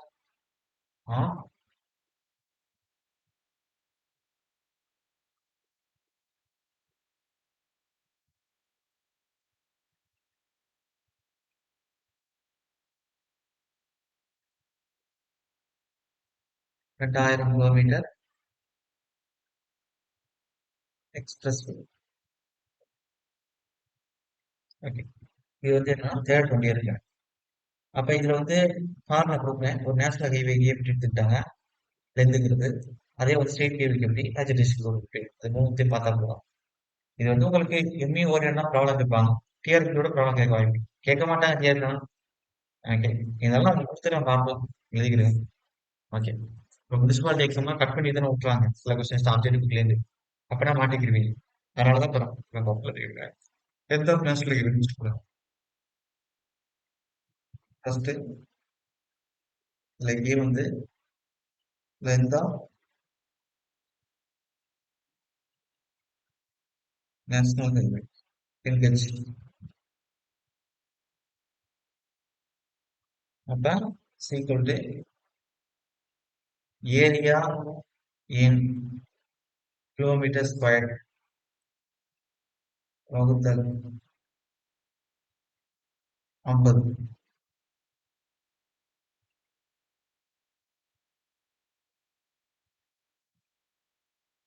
அதுக்கு அடுத்தபடியாக பி என்ன சார் அப்படின்னா length of state highway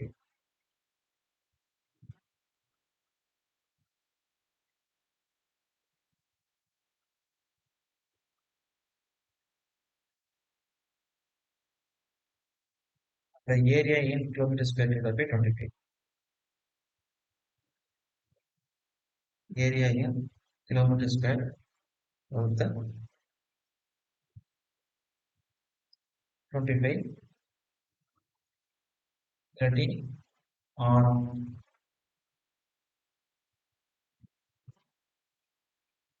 62.5 into number of towers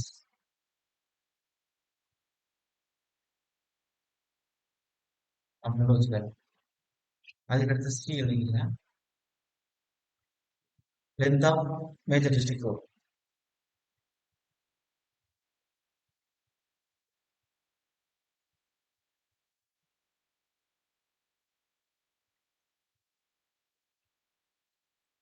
equal to area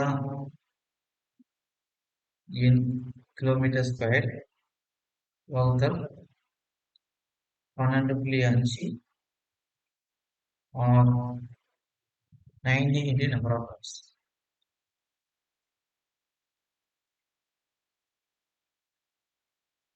okay, அதுக்கடுத்து எழுதிக்கிறேங்க.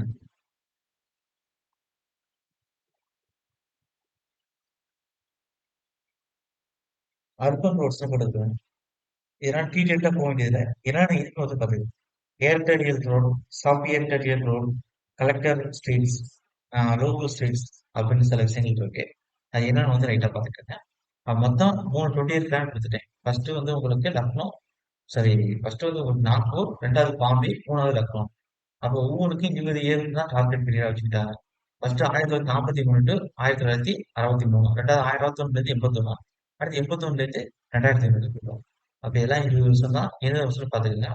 இதுல வந்து ஃபர்ஸ்ட் கூடிய நாக்பூர் பிளான்ல ஸ்டார் கிரிட் சிஸ்டத்துல யூஸ் பண்ணியிருப்போம். அது எக்ஸாம். அதுக்கடுத்து எக்ஸ்பிரஸ் வே எப்ப இன்ட்ரடியூஸ் பண்ணா செகண்டரி ரோட் டெவலப்மெண்ட், அதாவது பாம்பே ரோட் பிளான்ல தான். அப்ப 1500 கிலோமீட்டர் வந்து எக்ஸ்பிரஸ் வே போட்டோம். 2000 கிலோமீட்டர் அளவு போட்டோம். இதை நான் வச்சுக்கிட்டு அது ஒரு போட்டோம். ஓகே, இப்ப நான் மேல கொடுத்த வருஷங்கள் எங்க கொடுத்துருப்பேன்? இந்த நாக்பூர் ரோடு கான்பரன்ஸ் இங்க இருக்கா? வெயிட், அதை இங்க கொடுத்துருப்பேன் பாருங்க. இந்த 43 கடந்து இதுல விடுபட்ட ஒரு சில வருஷங்களை கீழே கொடுக்குறேன். அதை நோட்னு போட்டு எழுதிக்கிறேன். அதுல விடுபட்ட ஒரு சில வருஷங்கள் note.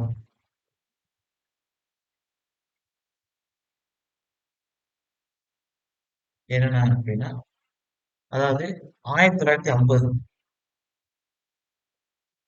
CRRI general road research institute சொல்லுவாங்க அமைக்கப்பட்டது.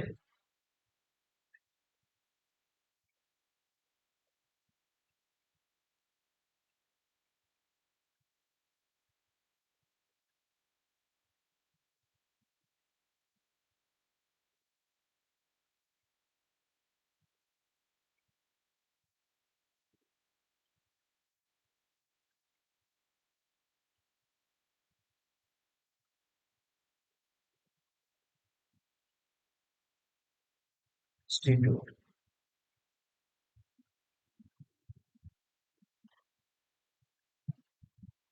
எப்பன்னா 1950. அடுத்து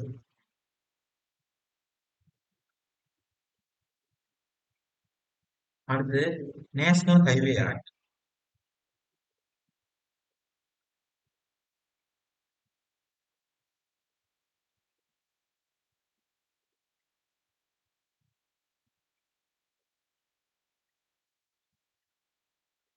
பணம் 1956.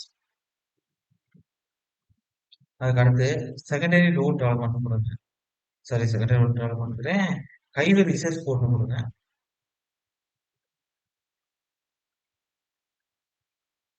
Highway research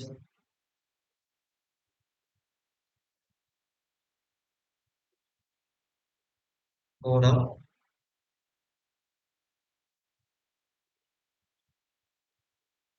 IRC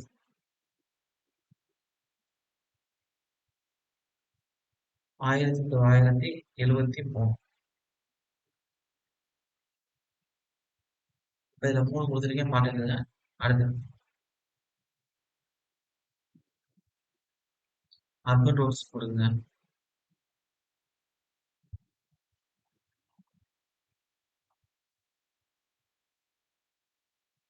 urban roads. இதுல என்னென்ன இருக்கு அப்படின்னா, ஃபர்ஸ்ட் ஏர்டெரியல் ரோடு கொடுங்க.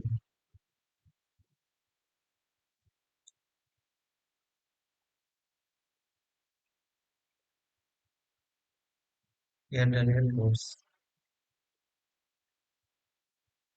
ரெண்டாவது சப் ஏர்டெரியல் ரோடு.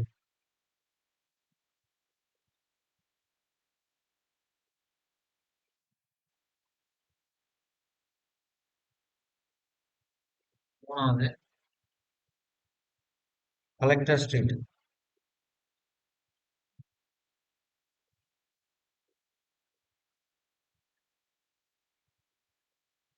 ஸ்ட்ரீட்ஸ். நாலாவது லோக்கல் ஸ்ட்ரீட்ஸ்.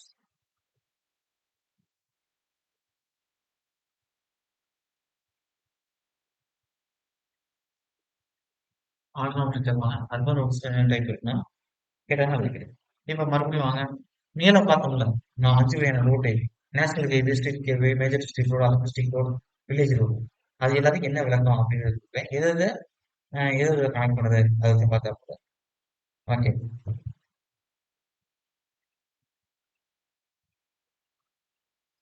இங்கே எழுதிக்கலாமா? இல்லாட்டி இங்கே தனியாக எழுத வேண்டியதில்லை, இங்கே எழுதி கரெக்டா இருக்கு. ஓகே, இதுல ஒவ்வொன்றா இங்கே எழுதிக்கிறேன். ஃபர்ஸ்ட் நேஷனல் ஹைவே, அதாவது கனெக்டட், கனெக்ட் ஸ்டேட் கேபிட்டல்ஸ்,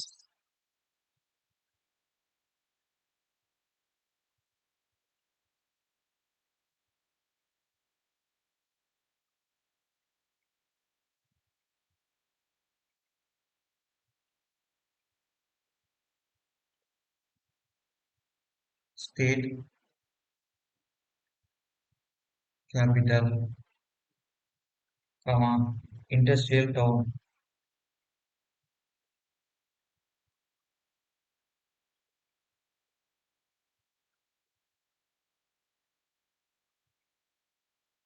அதுக்கடுத்து பக்கத்தில் உள்ள நாடு, நெய்பரிங் கண்ட்ரிஸ்.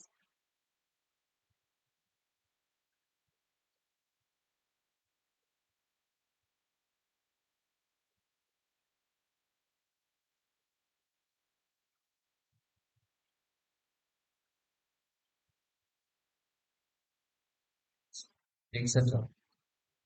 இது எல்லாமே என்ன அப்படின்னா உங்களுக்கு நேஷனல் ஹைவே ரிலேட்டட் வந்து எக்ஸாம் பாயிண்ட்ல கேட்டாச்சு. இதை என்ன கனெக்ட் பண்ணும். அதுக்கு ஸ்டேட் ஹைவேங்கிறது அதாவது நேஷனல் ஹைவே மாதிரி தான். இதெல்லாம் ஒரு ஸ்டேட்டுக்குள்ள இருக்கக்கூடிய விஷயங்களை குறிப்பிடுறது. அப்ப சிமிலர் டு நேஷனல் ஹைவே.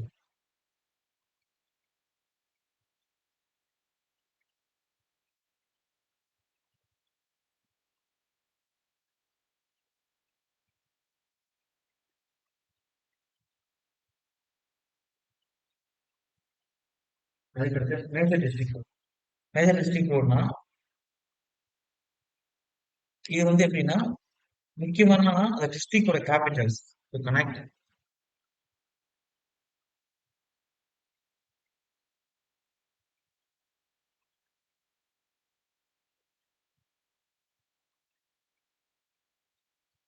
ஒரு மாவட்டத்துல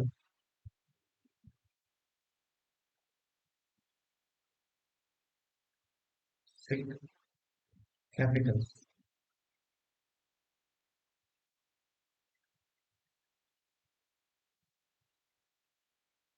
இது எப்படி இருக்குன்னா ஒரு இடத்துல இருந்து இன்னொரு இடத்துக்கு சந்தை பகுதி கனெக்ட் பண்றது.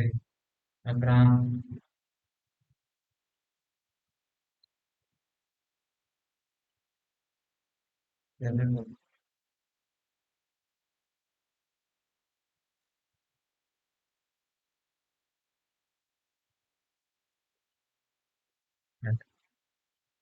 காலம் கனெக்ட்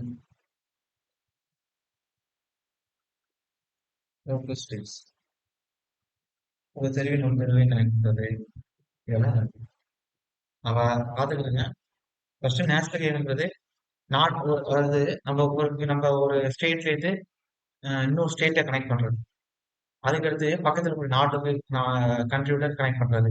அவர் சுத்தி இருக்கிற பாகிஸ்தான், பூடான், நேபாள், பங்களாதேஷ், இது மாதிரியான விஷயங்களை கனெக்ட் பண்ற மாதிரி பார்டர் ரோட் போட்டிருப்பாங்க. அதெல்லாம் நேஷனல் ஹைவே. முக்கியமான தொழில் வளர்ச்சி நகரங்களை கனெக்ட் பண்றது. ஸ்டேட் ஹைவேங்கிறதுனா அந்த ஸ்டேட்டுக்குள்ள இருக்கக்கூடிய முக்கியமான கேபிட்டல்ஸை கனெக்ட் பண்றது ஸ்டேட் ஹைவே. மேஜர் டிஸ்ட்ரிக்ட் ஒன்னா ஒவ்வொரு டிஸ்ட்ரிக்ட்ல இருக்கக்கூடிய முக்கியமான கேபிட்டல்ஸை கனெக்ட் பண்றது. அதர் டிஸ்ட்ரிக்ட் ஒன்னா அந்த டிஸ்ட்ரிக்ட்ல சப்டிவிஷன்ஸ் இருக்கும்னா மண்டல்ஸ், தாலுக்ஸ் இருக்குல்ல, அதாவது மண்டல்னா ஜோனல் தாலுக்கா இருக்கும், அதை கனெக்ட் பண்ணி வரையக்கூடியதுங்கிறேன் போடக்கூடிய ரோடு. வில்லேஜ் ரோடுனா லோக்கலா ஒரு கிராமம் இருக்கு, அந்த கிராமத்திலே 4 வார்டா பிரிச்சிருக்காங்க, ஒவ்வொரு வார்டுக்கும் ஒரு ரோடு போட்டிருக்காங்க. அப்ப அதையெல்லாம் கனெக்ட் பண்ணி வரையக்கூடியதான் வில்லேஜ் ரோடு. சார் கிளியர் புரியுதானே எல்லாருக்கும்? சார். ஓகே. அப்ப அடுத்து அடுத்து என்ன சார் பார்க்க போறோம் அப்படின்னா ரோடு பேட்டர்ன் கொடுக்குறேன், எழுதிக்கிறேன். எப்படி எப்படின்னா ரோடு பேட்டர்ன் இருக்கலாம்னா ரெக்டாங்குலர் ஆர் பிளாக் பேட்டர்னா இருக்கலாம், இல்ல ஸ்டார் அண்ட் கிரிட் பேட்டர்னா இருக்கலாம். நான் கூட ஒரு பிளான்ல சொன்னேன். அது வந்து ரேடியல் அண்ட் சர்க்குலர் பேட்டர்னா இருக்கும். இப்போ நியூ டேட்னா அந்த சிஸ்டம் தான் ரேடியல் அண்ட் சர்க்குலர் பேட்டர்ல தான் போட்டிருக்காங்க. அதை கொடுத்துட்டோம் அப்படின்னா இந்த ரோட் பேட்டர்னோட உங்களுக்கு என்ன செய்யலாம், இந்த ஃபர்ஸ்ட் இந்த ஹைவேவோட டெவலப்மெண்ட் பிளானிங் முடியுது. அதுக்கடுத்து நம்ம என்ன பார்க்கணும் அப்படின்னா ஹைவே அலைன்மெண்ட் அண்ட் சர்வீஸ் வந்து பார்க்கணும். ஓகே. அப்ப எழுதிக்கிறேன், ரோடு பேட்டர்ன் கொடுங்க,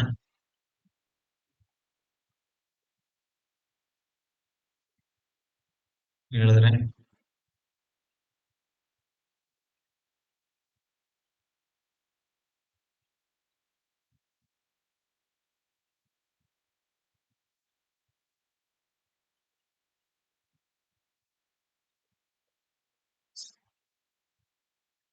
ஃபர்ஸ்ட் ஒன்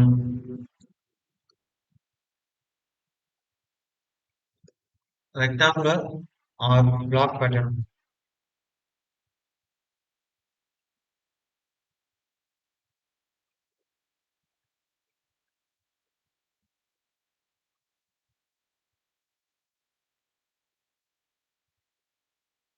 இது எங்கெங்கெல்லாம் இருக்கு அப்படின்னா Chandigarh.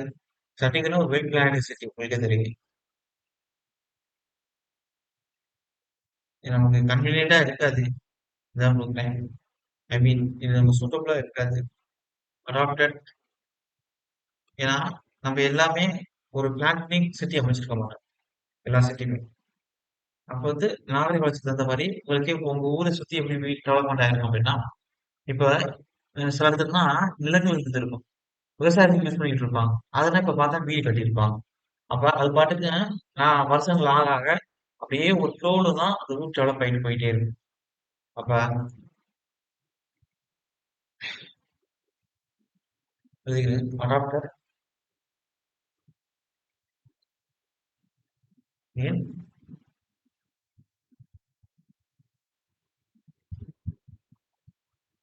Chandigarh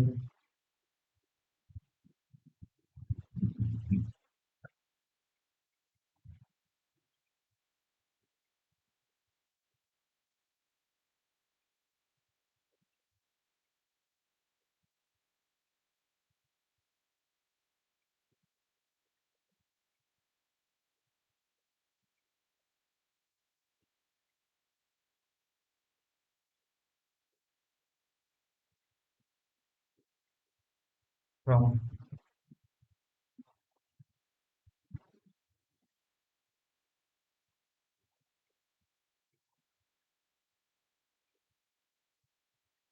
traffic compression.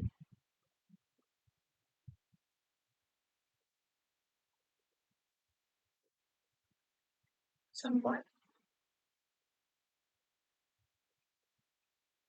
This is not considered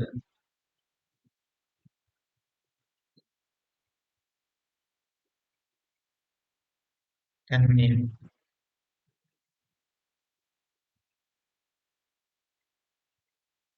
Okay. அதுக்கு ரெண்டாவது இருக்குன்னா star and grid pattern.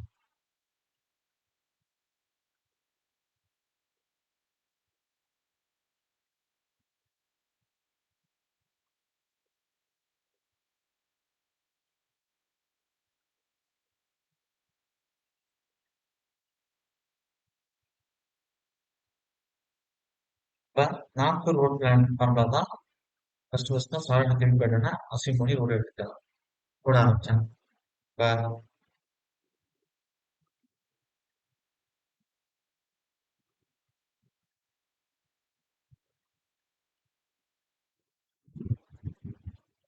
Road plan form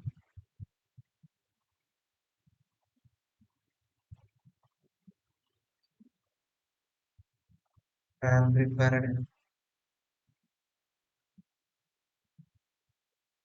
assuming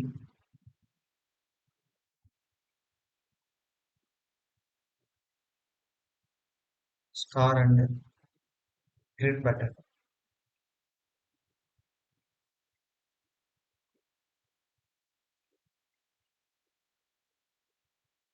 மூணாவது வந்து ரேடியல் அண்ட்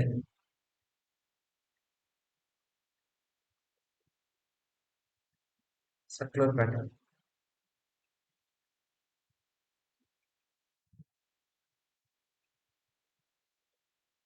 எக்ஸாம்பிளுக்கு நியூட்ரல் வச்சு போடுறோம் போதும். நியூட்ரல் ஒரு சர்க்குலர் மாதிரி கொடுத்துருப்பாங்க, அந்த சிட்டியோட அமைப்பு. அதுல இருந்து சுத்தி ரேடியல் மாதிரி ரோடு போகுது. சிட்டியோட அமைப்பு இப்படிதான், இங்கேருந்து ரோடு போட்டிருப்பாங்க ஒரு ரேடியஸ் மாதிரி. இது ஒரு ரேடியஸ் ரேடியஸ் இப்படிதானே சர்க்குலர் இருக்கும், அந்த மாதிரி அந்த ரேடியல் இருக்கு circular pattern. Star and grid பேட்டர்னா இது ஸ்டார் மாதிரி. கிரிட்னா பாக்ஸ் பாக்ஸ் தானே, இது ஒரு ஸ்டார் மாதிரி. ஓகே, ரெக்டாங்குலர் ஒரு பிளாக் பேட்டர்னா இப்படி கொடுத்துருப்பாங்க. ரோடே இப்படிதான் சுத்தி தான் இருக்குது, கூட சுத்தி ரோடு வர மாதிரி இருக்கும். இவ்வளவு இப்படிலாம் மெயினா அது வந்து ஏற வாய்ப்பு, இவ்வளவு அது வந்து ஏற இப்படி ஏற அதான் கொடுத்துருக்கேன். இப்போ ரோட் பேட்டர்ன் ஸ்ட்ரைட்டா பார்த்துருக்கேன். அது எக்ஸாம்பிள் கேட்டது ஒண்ணுதான். நாக்பூர் ரோட் பிளான் வந்து எந்த சிஸ்டம் யூஸ் பண்றாங்க, அதாவது ஸ்டார் அண்ட் கிரிட் பேட்டர்ன். இந்த star and grid pattern pattern வந்து இதை ஃபாலோ பண்ணியிருக்காங்க, நாக்பூர் ரோட் பிளான்ல ஃபாலோ பண்ணியிருக்காங்க. அதுதான் எக்ஸ்பெக்டட் கேட்டிருக்காங்க. ஓகே, இப்போ அடுத்த டாபிக் ஆரம்பிக்க போறோம். என்ன சார் அப்படின்னா, எழுதிக்கிறேங்க, ஹைவே அலைன்மெண்ட் அண்ட் சர்வீஸ். இது கொஞ்சம் வரத்திலே தான் போகும். எழுதிக்கிறேன்.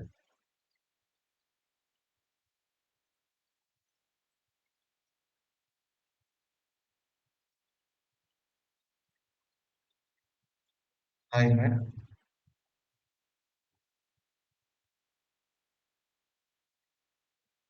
And service. நாளை கூட உங்களுக்கு எஸ்டிமேஷன் முடிச்சிட்டேன், வளர்க்காதீங்க, எங்கேயோ போட்டுருக்கோம். ஓகே, சர்வீஸ் அப்படி இருந்தாலும் ஒரு 1/2 மணி நேரம் கிளாஸ் கூட இருக்கும், ஜஸ்ட் அதை மட்டும் படிக்கிற மாதிரி இருக்கும். ஓகே, இதை ஸ்டார்ட் பண்ணுறதுக்கு முன்னாடி ஒரு 2 மினிட்ஸ் இருங்க, வாட்டர் வந்து எடுத்துட்டு வந்துடுறேன்.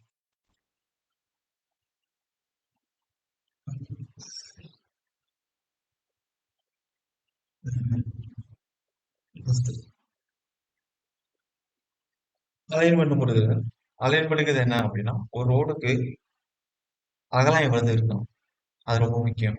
அதுக்கடுத்து சென்டர்ல நம்ம எந்த அளவுக்கு பொசிஷன் நம்ம வச்சிருக்கோம் அப்படிங்கிறது ரொம்ப முக்கியம். அப்ப அந்த position or layout of the centre line of the highway, இதுதான் என்ன சொல்லணும்னா அலைன்மெண்ட் சொல்லணும். அப்ப சென்டர் லைன் ரொம்ப முக்கியம். அது வந்து இருபுறமும் எப்படி அமைச்சிருக்கோம், சைட் ஸ்லோப், அதான் அடுத்து பார்க்கணும். இப்போ ரோடு ஃபர்ஸ்ட் போட போறோம், சர்வே பண்ண போறோம். சர்வே பண்றதுக்கு என்ன செய்யணும், ரோடு போகக்கூடிய பகுதி வந்து முடிவு பண்ணணும். அப்ப சென்டர் லைனை வச்சுதான் ரெண்டு இருபுறமும் முடிவு பண்ணணும். அப்ப சென்டர் லைனுக்கு ரொம்ப ரொம்ப இம்பார்ட்டன்ட்.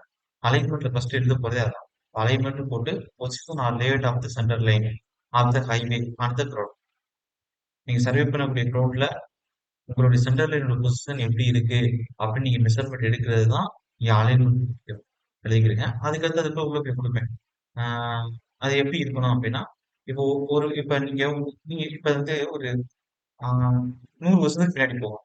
இப்போ உங்களோட ஊருக்கும் இன்னொரு ஊருக்கும் இடைப்பட்டதுல ரோடு தான் இல்லை. இப்ப பிரிட்டிஷ் கவர்மெண்ட் அப்ப ஆட்சி புரிஞ்சிச்சு. அப்போ வந்து என்ன சொல்றாங்கன்னா, 1925 கால பீரியட்ல உங்களுக்கு ஒன்று சொல்றாங்க.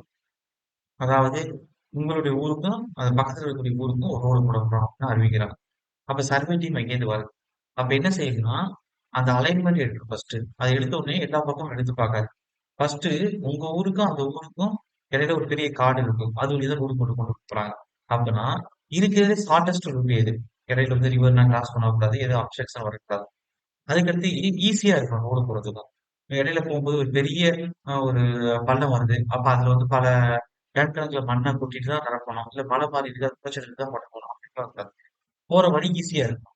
அதே சேம் டைம் சேஃபாவும் இருக்கணும். அதே சேம் டைம் எக்கனாமிக்கலாவும் இருக்கும். கம்மியான செலவுல ரோடு போட முடியக்கூடியதாகவும் இருக்கும். அவ ஃபர்ஸ்ட் சாஃப்டா இருக்கணும். 2வது ஈஸி, அதுக்கடுத்து சேஃபும், 4வது எக்கனாமிக்கல்.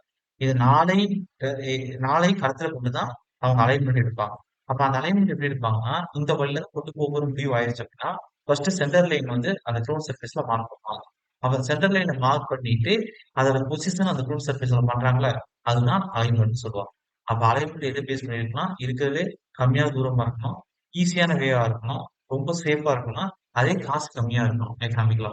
சார் என்ன சொல்ல முடியுது உங்களுக்கு? அலைன்மெண்ட் எழுதிக்கிறேங்க. அதே மாதிரி இது சர்வே தான் வரும். இப்ப ரோடு போடுறதுக்கு இன்னும் இறங்கல நம்ம. சர்வே தான் பண்ண போறோம். இந்த வழியில ரோடு போட போறோமா? அந்த பக்கம் ரோடே இல்ல, ரோடு கொண்டு போறோம். அப்ப பண்ண சர்வே தான் பேசிட்டு இருக்கோம் அலைன்மெண்ட்.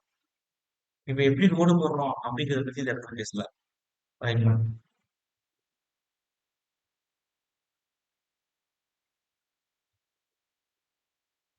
இந்த position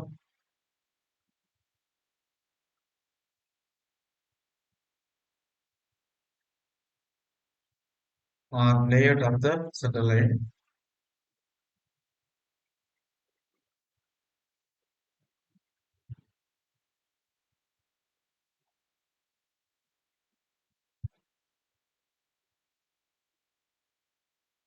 center line of the highway,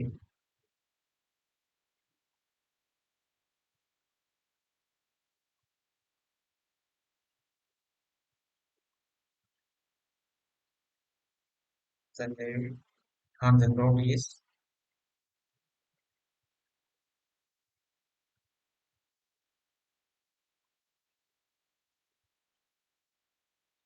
called alignment.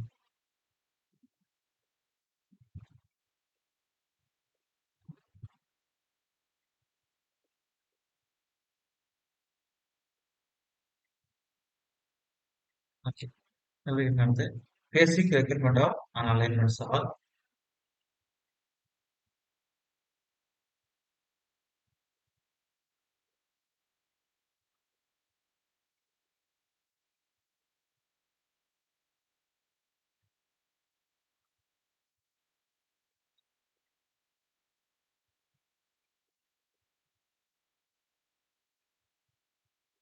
alignments are ஒண்ணு ரொம்ப ஷார்ட்டா இருக்கும்.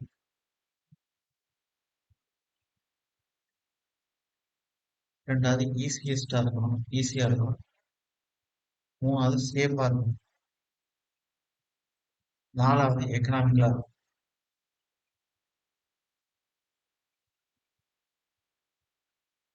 அப்ப ஃபேக்டர் கண்ட்ரோலிங் ஹைவே அலைன்மெண்ட் கொடுக்கும். அப்ப obligatory points, traffic geometric design, economy எப்படி இருக்கணும் அப்படின்னா, ஒரு இடத்துல நம்ம வந்து பார்க்கும்போது மேடுபட இருக்கக்கூடாது, ஒரே லெவல்ல கொண்டு அப்ப கட்டிங் பில்லிங் கரெக்டா சேமா இருக்கும். ஒரு இடத்துல கட்டிங் பண்றோமா, இன்னும் கொஞ்சம் தூரத்துக்கு அப்புறம் பள்ளம் வந்து கம்ப்ளீட் பண்றது இந்த மாதிரி இருக்கணும். அதிகமா கட்டிங் பண்ற மாதிரி இருந்துட்டு அப்படின்னா சாயில கொண்டு போய் வெளில கொட்டுற மாதிரி இருக்கும். அதிக டிரான்ஸ்போர்ட் செலவு இழுத்து. அதே ஃபில்லிங் பண்றதா இருந்தாலுமே உங்களுக்கு அளவுக்கு அதிகமான சாயில் இருக்கு, அந்த இடத்துல இருந்து வெட்டி கொண்டு வர மாதிரி இருக்கும். இப்ப அதெல்லாம் கரெக்டா கட்டிங் கிளீன் பண்றது கரெக்டா ஓரளவுக்கு லெவலா இருக்கும் சர்வே பண்றது. அப்படி இருந்தா தான் வந்து எக்கனாமிக்கலா இருக்கும். அது ஜாமெட்ரிக்கல் டிசைன் போது கிரேடியன்ட் கரெக்டா பார்க்கணும், ரேடியஸ் பார்க்கணும், கர்வ்னா, சைட் டிஸ்டன்ஸ்லாம் கரெக்டா இருக்கா, வளைவுலனா பார்க்கணும். அதுக்கடுத்து டிராபிக்னு பார்க்கும்போது உங்களுக்கு ஆரிஜின் அண்ட் டெஸ்டினேஷன் சர்வே. அது வழியா எவ்வளவு மக்கள் பயணிக்கிறாங்க. ஒரு ரோடு போட்டு கொடுத்தோம்னா, அதோட ப்ராப்பர் டிசைர் லைன் எப்படி இருக்கும், எந்த வழியா இருக்கும் அப்படின்னு பார்க்கணும். அது ஒவ்வொன்றா கொடுத்து பார்த்துக்கிடுங்க. அடுத்தது factor controlling highways element. Highway element.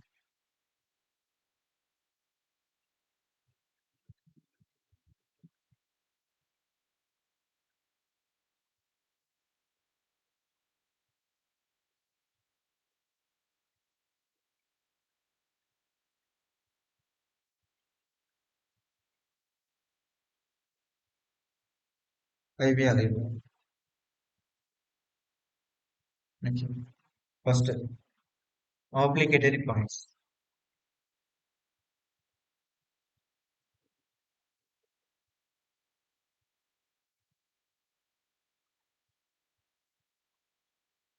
நீ கண்ட்ரோல் பாயிண்ட்ஸ் போறீங்க. இந்த ஊருக்கு இடையில ரோடு போடும். நம்ம என்ன செய்வோம், இந்த பகுதியை ஃபர்ஸ்ட் பார்ப்போம். அதுக்கடுத்து இந்த வழியே பார்ப்போம். அதுக்கடுத்து இந்த வழியே பார்ப்போம். அதுக்கடுத்து இந்த வழியே பார்க்கலாம். அப்ப பார்த்ததுலயே இந்த வழி தான் நமக்கு பெஸ்ட்ன்னு தோணுது. அப்ப லாஸ்ட்டா அத ஃபிக்ஸ் பண்ணுவோம். அப்ப ஒவ்வொரு ரூட் வழியா பார்க்கும்போது நம்ம அடையாளத்துக்கு ஒரு கண்ட்ரோல் பாயிண்ட்ஸ் எங்கேயும் ஃபிக்ஸ் பண்ணியிருப்போம். அந்த பாயிண்ட்ஸ் அதான் நம்ம என்ன சொல்றோம் அப்படின்னா, ஆப்ளிகேட்டரி பாயிண்ட்ஸ் சொல்றோம். இப்ப இதுல ஏதாச்சும் இப்ப நம்ம இத செலக்ட் பண்ணிருக்கோம். இந்த ரூட்ட தான் செலக்ட் பண்ணிருக்கோம். அப்ப நம்ம இந்த வழியா தான் பாஸ் பண்ண போறோம் ரோடு. இதுலயும் இந்த கண்ட்ரோல் பாயிண்ட்ஸ் இருக்கும். மத்ததுலயும் கண்ட்ரோல் பாயிண்ட்ஸ் இருக்கும். இந்த சர்வேலயும். அதான் ஆப்ளிகேட்டரி பாயிண்ட்ஸ் தான் சொல்றோம். அப்ப நம்ம எங்கெங்க சர்வே பண்றோமோ முக்கியமான புள்ளிகளை ஹைலைட் பண்ணிட்டு கொண்டு வந்துட்டே இருக்கோம். ஆ, 7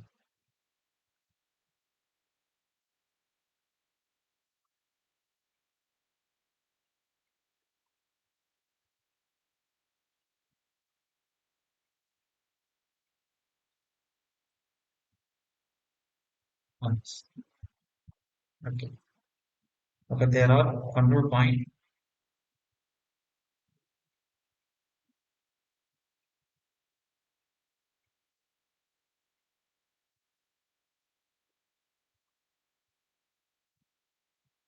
For which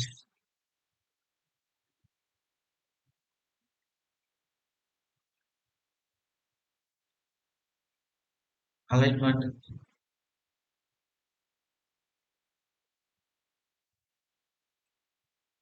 has to cross and not to cross.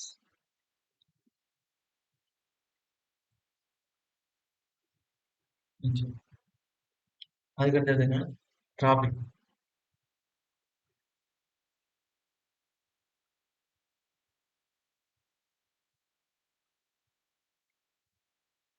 Traffic survey பண்ணலாம். அது வழியா மக்களோட போக்குவரத்து எப்படி இருக்கு. அப்ப டிராபிக்னாவே நம்ம என்ன டைப்பா சர்வே பண்ணுவோம்? Origin and destination survey, OD survey. ஓகேவா? Licence plate method, return post method, interview method இதெல்லாம் நம்ம சொல்லி கொடுத்துருக்கேன். அப்ப origin and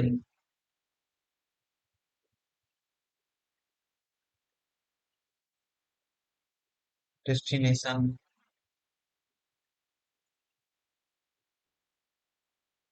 studies are conducted.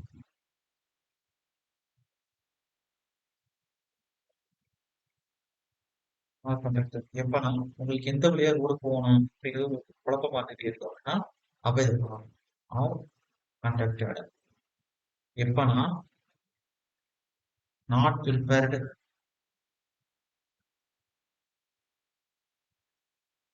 Prepared and design desire line are drawn. நமக்கு இந்த வழியில தான் கொண்டு போகணும். ரோடுக்கு லைன் ப்ரிப்பேர் பண்ணுவாங்க. அந்த லைன் தான் டிசைர் லைன் சொல்லுவாங்க. இது பண்ணக்கூடிய ஸ்டடி தான் ஆரிஜினல் டெஸ்டினேஷன் சர்வே. அப்ப உங்களுக்கு கரெக்டான டிசைர் லைன் கண்டுபிடிக்க முடியல அப்படிங்கிற பட்சத்துல நீங்க ஓடி சைடு தான் வைப்பாங்க. ஓகே. அதுக்கடுத்து ஜாமெட்ரி டிவிஷன் கொடுக்கும். ரோட்ல கிரேடிங் எப்படி இருக்கணும்? Personal vertical. ரேடியஸ் எவ்வளவு கர்வ்டா கொடுக்கும். சைட் டிஸ்டன்ஸ்ங்கிறது எப்படி இருக்கணும்? அப்ப இதை பத்தி பேசுறது தான் ஜாமெட்ரி டிவிஷன். சூப்பர் ரிலீஸ் எவ்வளவு? அதான் கிரேடியன் கொடுத்துட்டு மொத்தம். சி. இதை பத்தி எனக்கு விசாரிக்க. அதாவது geometry division. Geometry division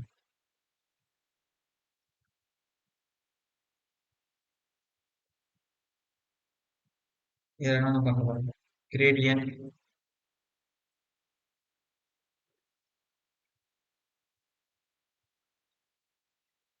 radius,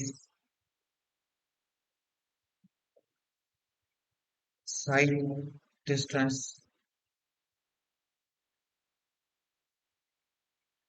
etcetera. அதுக்கடுத்து லாஸ்ட் டிங்கிறது எக்கனாமி.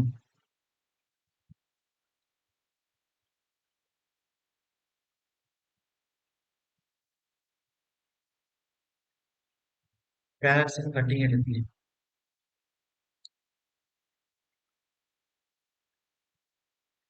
நீங்க என்னென்னலாம் கட் பண்றீங்களோ, இந்த இடத்துல போகும்போது மேடு வாகனம் அப்படின்ட்டு, அத அங்கேயே ரோட்லயே ஒரு இடத்துல பள்ளமா இருக்கிற இடத்துல போட்டு டவுன் பண்ணிடுறீங்க.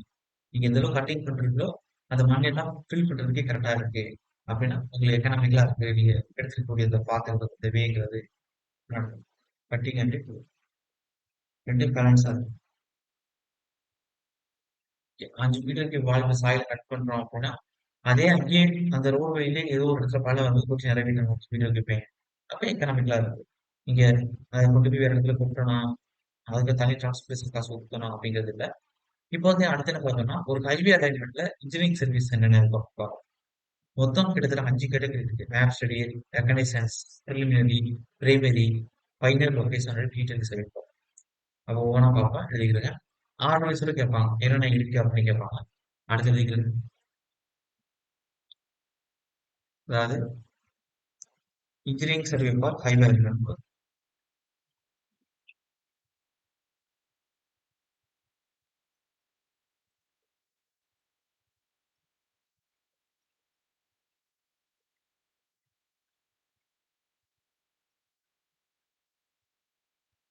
Highway alignment. ஓகே. இப்போ first A map study.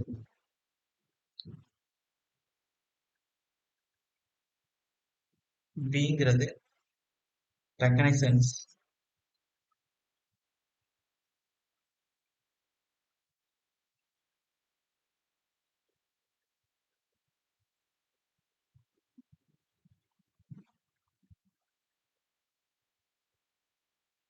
சிங்கிறது preliminary survey.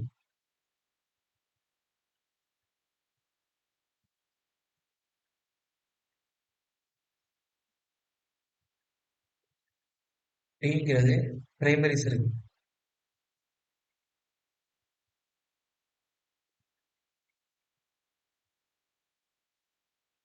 ஈங்கிறது final location and details survey.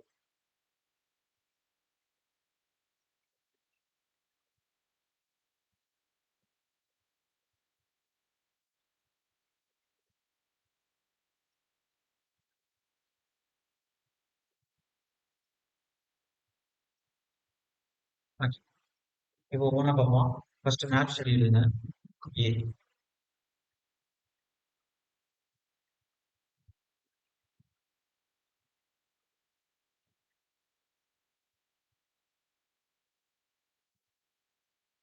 Map study. அதாவது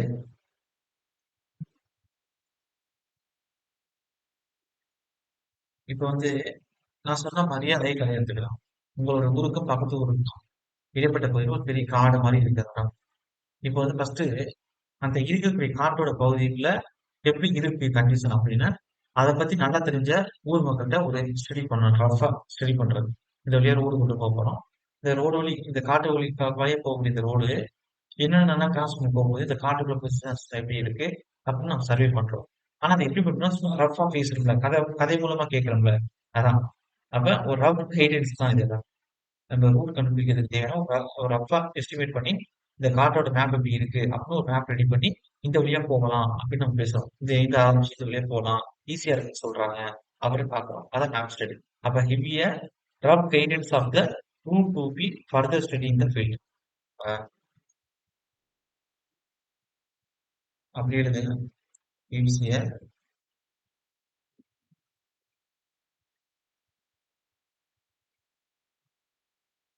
ரஃப் கைடன்ஸ்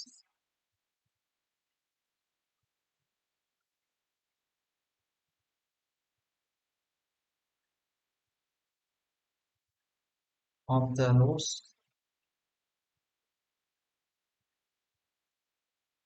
to be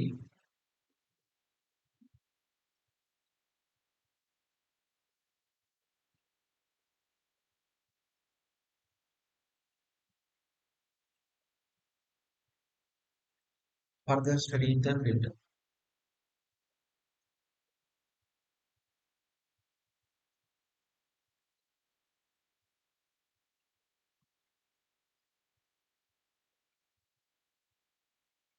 அதுக்கடுத்து பி எழுதிக்கங்க. ரெகனைசன்ஸ்.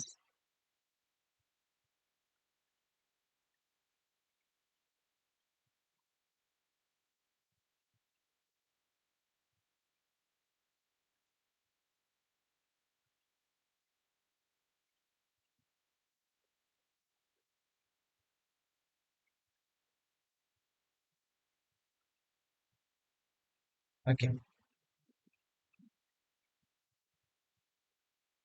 இப்ப வந்து ஒரு 4 ரூட் வந்து செலக்ட் பண்ணி வச்சிருக்கோம். அதுல வந்து நம்ம என்ன செய்யறோம்னா, இந்த ரூட்டுக்கான சர்வே வந்து ஒரு மைனர் சர்வே போய் பண்ணுவோம் பார்க்கிறோம். ஃபீல்ட்ல இறங்கி போயிட்டு பேசிக்கிட்டே இருக்கலாம். அப்ப சின்ன சின்ன survey instruments Abney level, tangent clinometer, parameter இதெல்லாம் கொண்டு போயிட்டு நம்மளே வந்து ஃபீல்ட்ல ஒரு ரஃபா ஒரு எஸ்டிமேட் பண்ணி சர்வே எடுக்கிறோம். அப்ப அதுதான் ரெகனைசன்ஸ் சொல்லுவாங்க வெல்டிங்ல. அதாவது அந்த ஏரியா பத்தி ஜெனரல் கேரக்டர்ல நம்பர்ஸ் வந்து அலைன்மெண்ட் எடுக்கிறது. அது இன்ஸ்ட்ருமெண்ட்ஸ் யூஸ்டா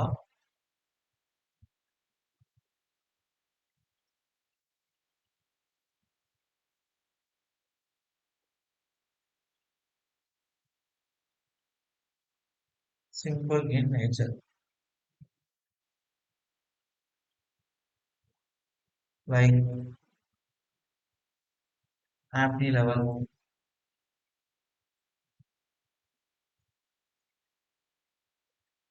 டேன்ஜென்ட் கிலோமீட்டர்,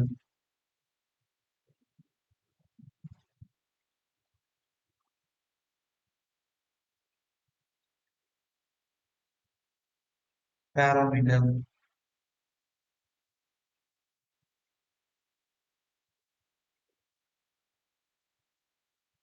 ஓகே. அதுக்கடுத்து ப்ரிலிமினரி சர்வே. இது வந்து நம்மளுடைய மாடர்ன் இன்ஸ்ட்ருமெண்ட் யூஸ் பண்ணி அதுக்கடுத்து நம்மளுடைய ஒரு ரூட்டுக்கு செலக்ட் பண்ணிட்டோம். நம்ம வந்து பைனரி இன்ஸ்ட்ருமெண்ட் வச்சு பார்க்கும் பொழுது ஓரளவுக்கு இங்க ரூட் வச்சு கொண்டு போக தெரிஞ்சிருச்சு. அப்ப முதல் கட்ட ஆய்வா என்ன செய்யறோம்னா ப்ரிலிமினரி சர்வே பார்க்கிறோம். இந்த தியோடலைட் டோட்டல் எல்லாம் வச்சு நம்ம சர்வே பண்றோம். அப்ப ஏன்னா ஃபைனலிஸ்ட் பண்ணணும்ல. இப்ப 3 ரூட் நம்ம செலக்ட் பண்ணியிருக்கோம். அதுல வந்து மைனர் இன்ஸ்ட்ருமெண்ட் வச்சு கண்டுபிடிக்கும் போது இது 3 ரூட்டும் ஓகே அப்படின்னு பார்க்கிறோம். அப்ப இப்ப என்ன செய்யணும்? ஃபீல்ட்ல இறங்கி எல்லா டீட்டெயில்ஸ் எடுக்கணும். எங்க என்ன வளைவு வருது? எந்த அளவுக்கு வருது? எவ்வளவு ஆங்கிள் வளைவு வருது? அங்கே கட்டிங் கிளீன் பண்ணணும் அப்படின்னா டபுள் எப்படி இருக்கு? அப்ப 3ல எது பெஸ்ட் அப்படின்னு செலக்ட் பண்றதுக்கு முதல் கட்ட ஆய்வுன்னு சொல்லிட்டு ப்ரிலிமினரி சர்வே. அப்ப ஆப் ஸ்டடில ஜஸ்ட் ரஃபா பேசுறது. ரெகனைசன்ஸ்ல ஃபீல்ட்ல இறங்கி சர்வே பண்ணுவோம். ஆனா ப்ராப்பரா பண்ண மாட்டோம். லெவல் எப்படி இருக்குன்னு பாராமெட்ரி வச்சு கண்டுபிடிக்கிறது. ஸ்லோப் எப்படி இருக்கு? அதுக்கு ஹாப்பி லெவல் வச்சு உங்களுக்கு ஹைட் டிஃபரன்ஸ் எப்படி இருக்கும்? ஓரளவுக்கு சின்ன சின்ன சர்வே பண்றது. ரஃபா பண்றது சர்வே ஃபீல்ட் இறங்கி. அது ரெகனைசன் சர்வே. ப்ரிவியஸ் சர்வே ப்ராப்பரா கொண்டு போய் ஒரு தியோடலைட்டோ இல்ல டோட்டல் சிஸ்டம் வச்சு ஒவ்வொரு எவரி பாயிண்ட்டுக்குமே எடுத்து அதுல எது பெஸ்ட் இருக்குன்னு கண்டுபிடிக்கிறது. இப்ப எழுதிக்கங்க. Previous survey. C.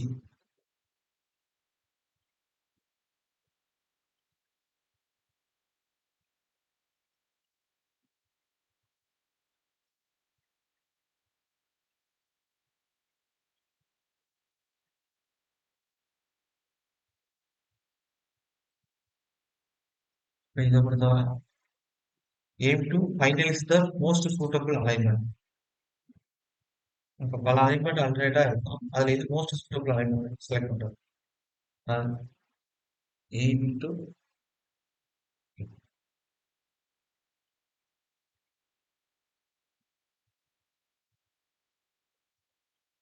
finalize most suitable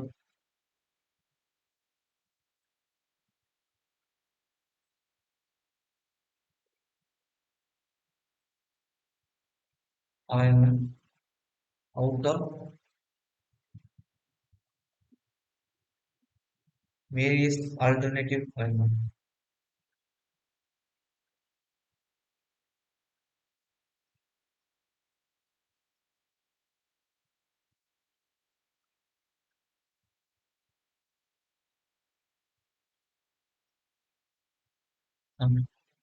அதுக்கடுத்து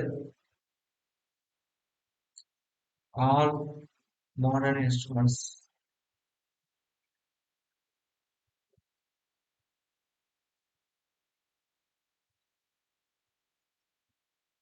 like theodolite,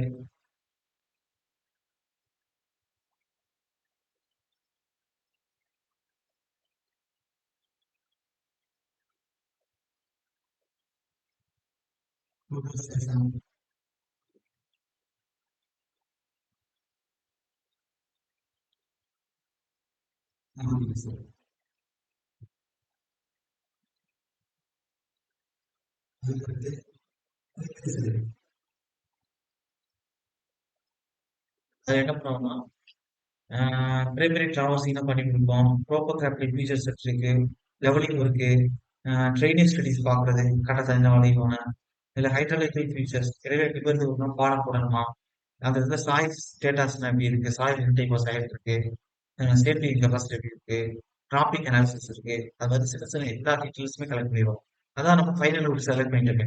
இப்ப 3 அல்டர்னேட்டிவ் ரூட் இருக்கிறத பத்தி பேசுறது ரெக்டாங்கிள் சர்வே. அதுல ஒரு ரூட்ட செலக்ட் பண்றது பிரிலிமினரி சர்வே. அந்த ரூட்ல இருக்கக்கூடிய சாயிலோட டைப் எப்படி இருக்கு? டோபோகிராஃபிக் ஃபீச்சர்ஸ் எப்படி இருக்கு? ஹைட்ராலஜிக்கல் சர்வே எப்படி இருக்கு? ட்ரைனேஜ் பாத் எப்படி இருக்கு? டிராபிக் சர்வே எப்படி இருக்கு? பிரைமரி டிராவர்சிங் பண்ணும்போது எங்க வளைவுகள் வருது? அப்படின்னு டீட்டெயில்டா சர்வே பண்றது. அது எல்லாமே என்ன வந்துடும் அப்படின்னா பிரைமரி செட் தான் எழுதிக்கங்க. டி கலர் சேஞ்ச் பண்ணிக்கிறேன்.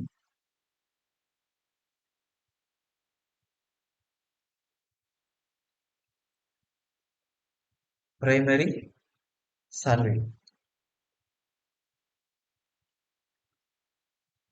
அப்ப இதை பொறுத்தவரை எழுதிக்கங்க. பிரைமரி டிராவர்சிங்,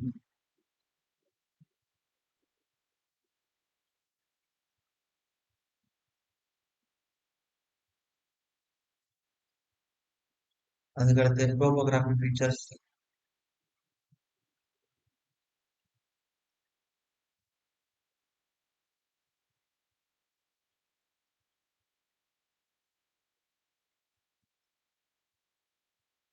அடுத்து levelling works,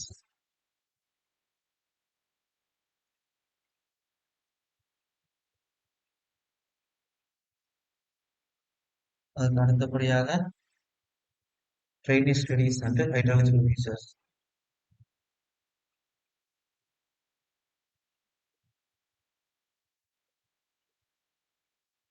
and hydrological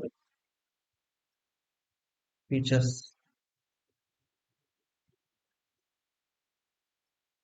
5 data soil survey. அப்படியே சாயில் சர்வே கொடுங்க. 6 டிராபிக் சர்வே.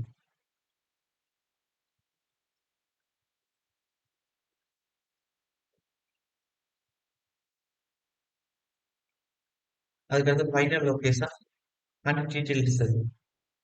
அப்ப அதுக்கடுத்து என்ன செய்யணும்? ஃபர்ஸ்ட் பிரைமரி சர்வே ஃபர்ஸ்ட் அந்த ஃபீல்ட்ல லொகேட் பண்ணணும். அதுக்கடுத்து அதை பத்தி டோபோகிராபிக்கல், ஹைட்ராலஜிக்கல், ஜியோடெக்னிக்கல் டேட்டாலாம் கலெக்ட் பண்ணி ஒரு டேபிள் மாதிரி ஃபார்ம் பண்ணி ரெக்கார்டை வந்து ஃபைல் பண்ணணும். அதுக்கடுத்து நம்ம என்ன செய்யணும்னா ஃபைல் பண்ணி கொண்டு போய் அடுத்த இன்ஜினியர்கிட்ட கொடுத்துப்போம். அதுக்கடுத்து அவங்க வேலை வந்து ப்ரொபோஸ் பண்ணுவாங்க. அப்ப இந்த இடத்துல என்ன மேல அதிகாரி என்ன பர்மிஷன் பண்ணுவாங்க? அவங்க பர்மிஷன் கொடுத்ததுக்கு அப்புறம் அதுக்கு வந்து ஒரு டெண்டர் போட் பண்ணுவாங்க. அந்த டெண்டர் போட் பண்ணதுக்கு அப்புறம் அது வந்து பப்ளிக் வந்து கொடுப்பாங்க. அதுக்கு வந்து கான்ட்ராக்டர் யாராச்சும் கேட்பாங்க. அதுல யாராச்சும் ஒருத்தர் ஃபைனலைஸ் பண்ணுவாங்க. அதுக்கடுத்து ஃபீல்டு ஒர்க் ஆரம்பிப்பாங்க. ஓகே. அமௌண்ட் சாங்ஷன்ஸ் பண்ணி அதுக்கடுத்து அமௌண்ட் சாங்ஷன் ஆனாம ஒர்க் ஸ்டார்ட் பண்ணிடுவாங்க. நிறைய ப்ரொசீஜர் இருக்கு. இப்ப ஜஸ்ட் சர்வே டீட்டெயில் முடிக்கிற தூரம் முடிக்கிறேன். நம்ம ஃபைனல் லொகேஷன் போடுங்க. ஃபைனல் லொகேஷன் டீட்டெயில் சர்வே ஒரே தாவே நிற்கும். Location and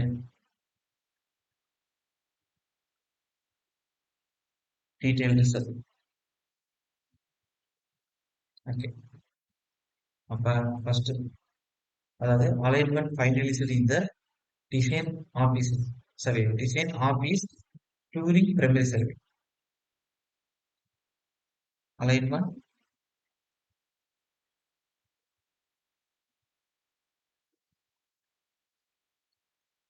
finalised in the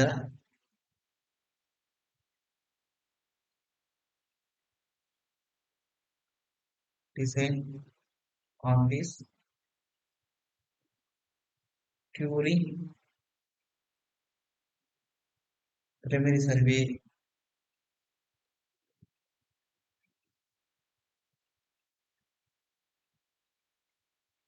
is to be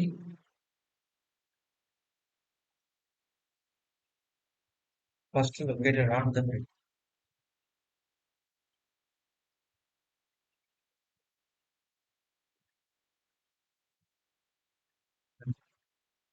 அதுக்கடுத்து எழுதிக்க 2வது பாயிண்ட் ஆல் டீடைல்ஸ் இல்லாட்டி all detailed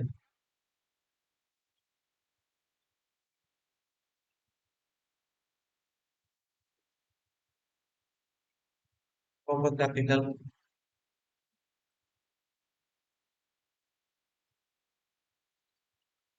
writing hydrographical, writing hydrogen, topographical, hydrological, and geotechnical data are collected.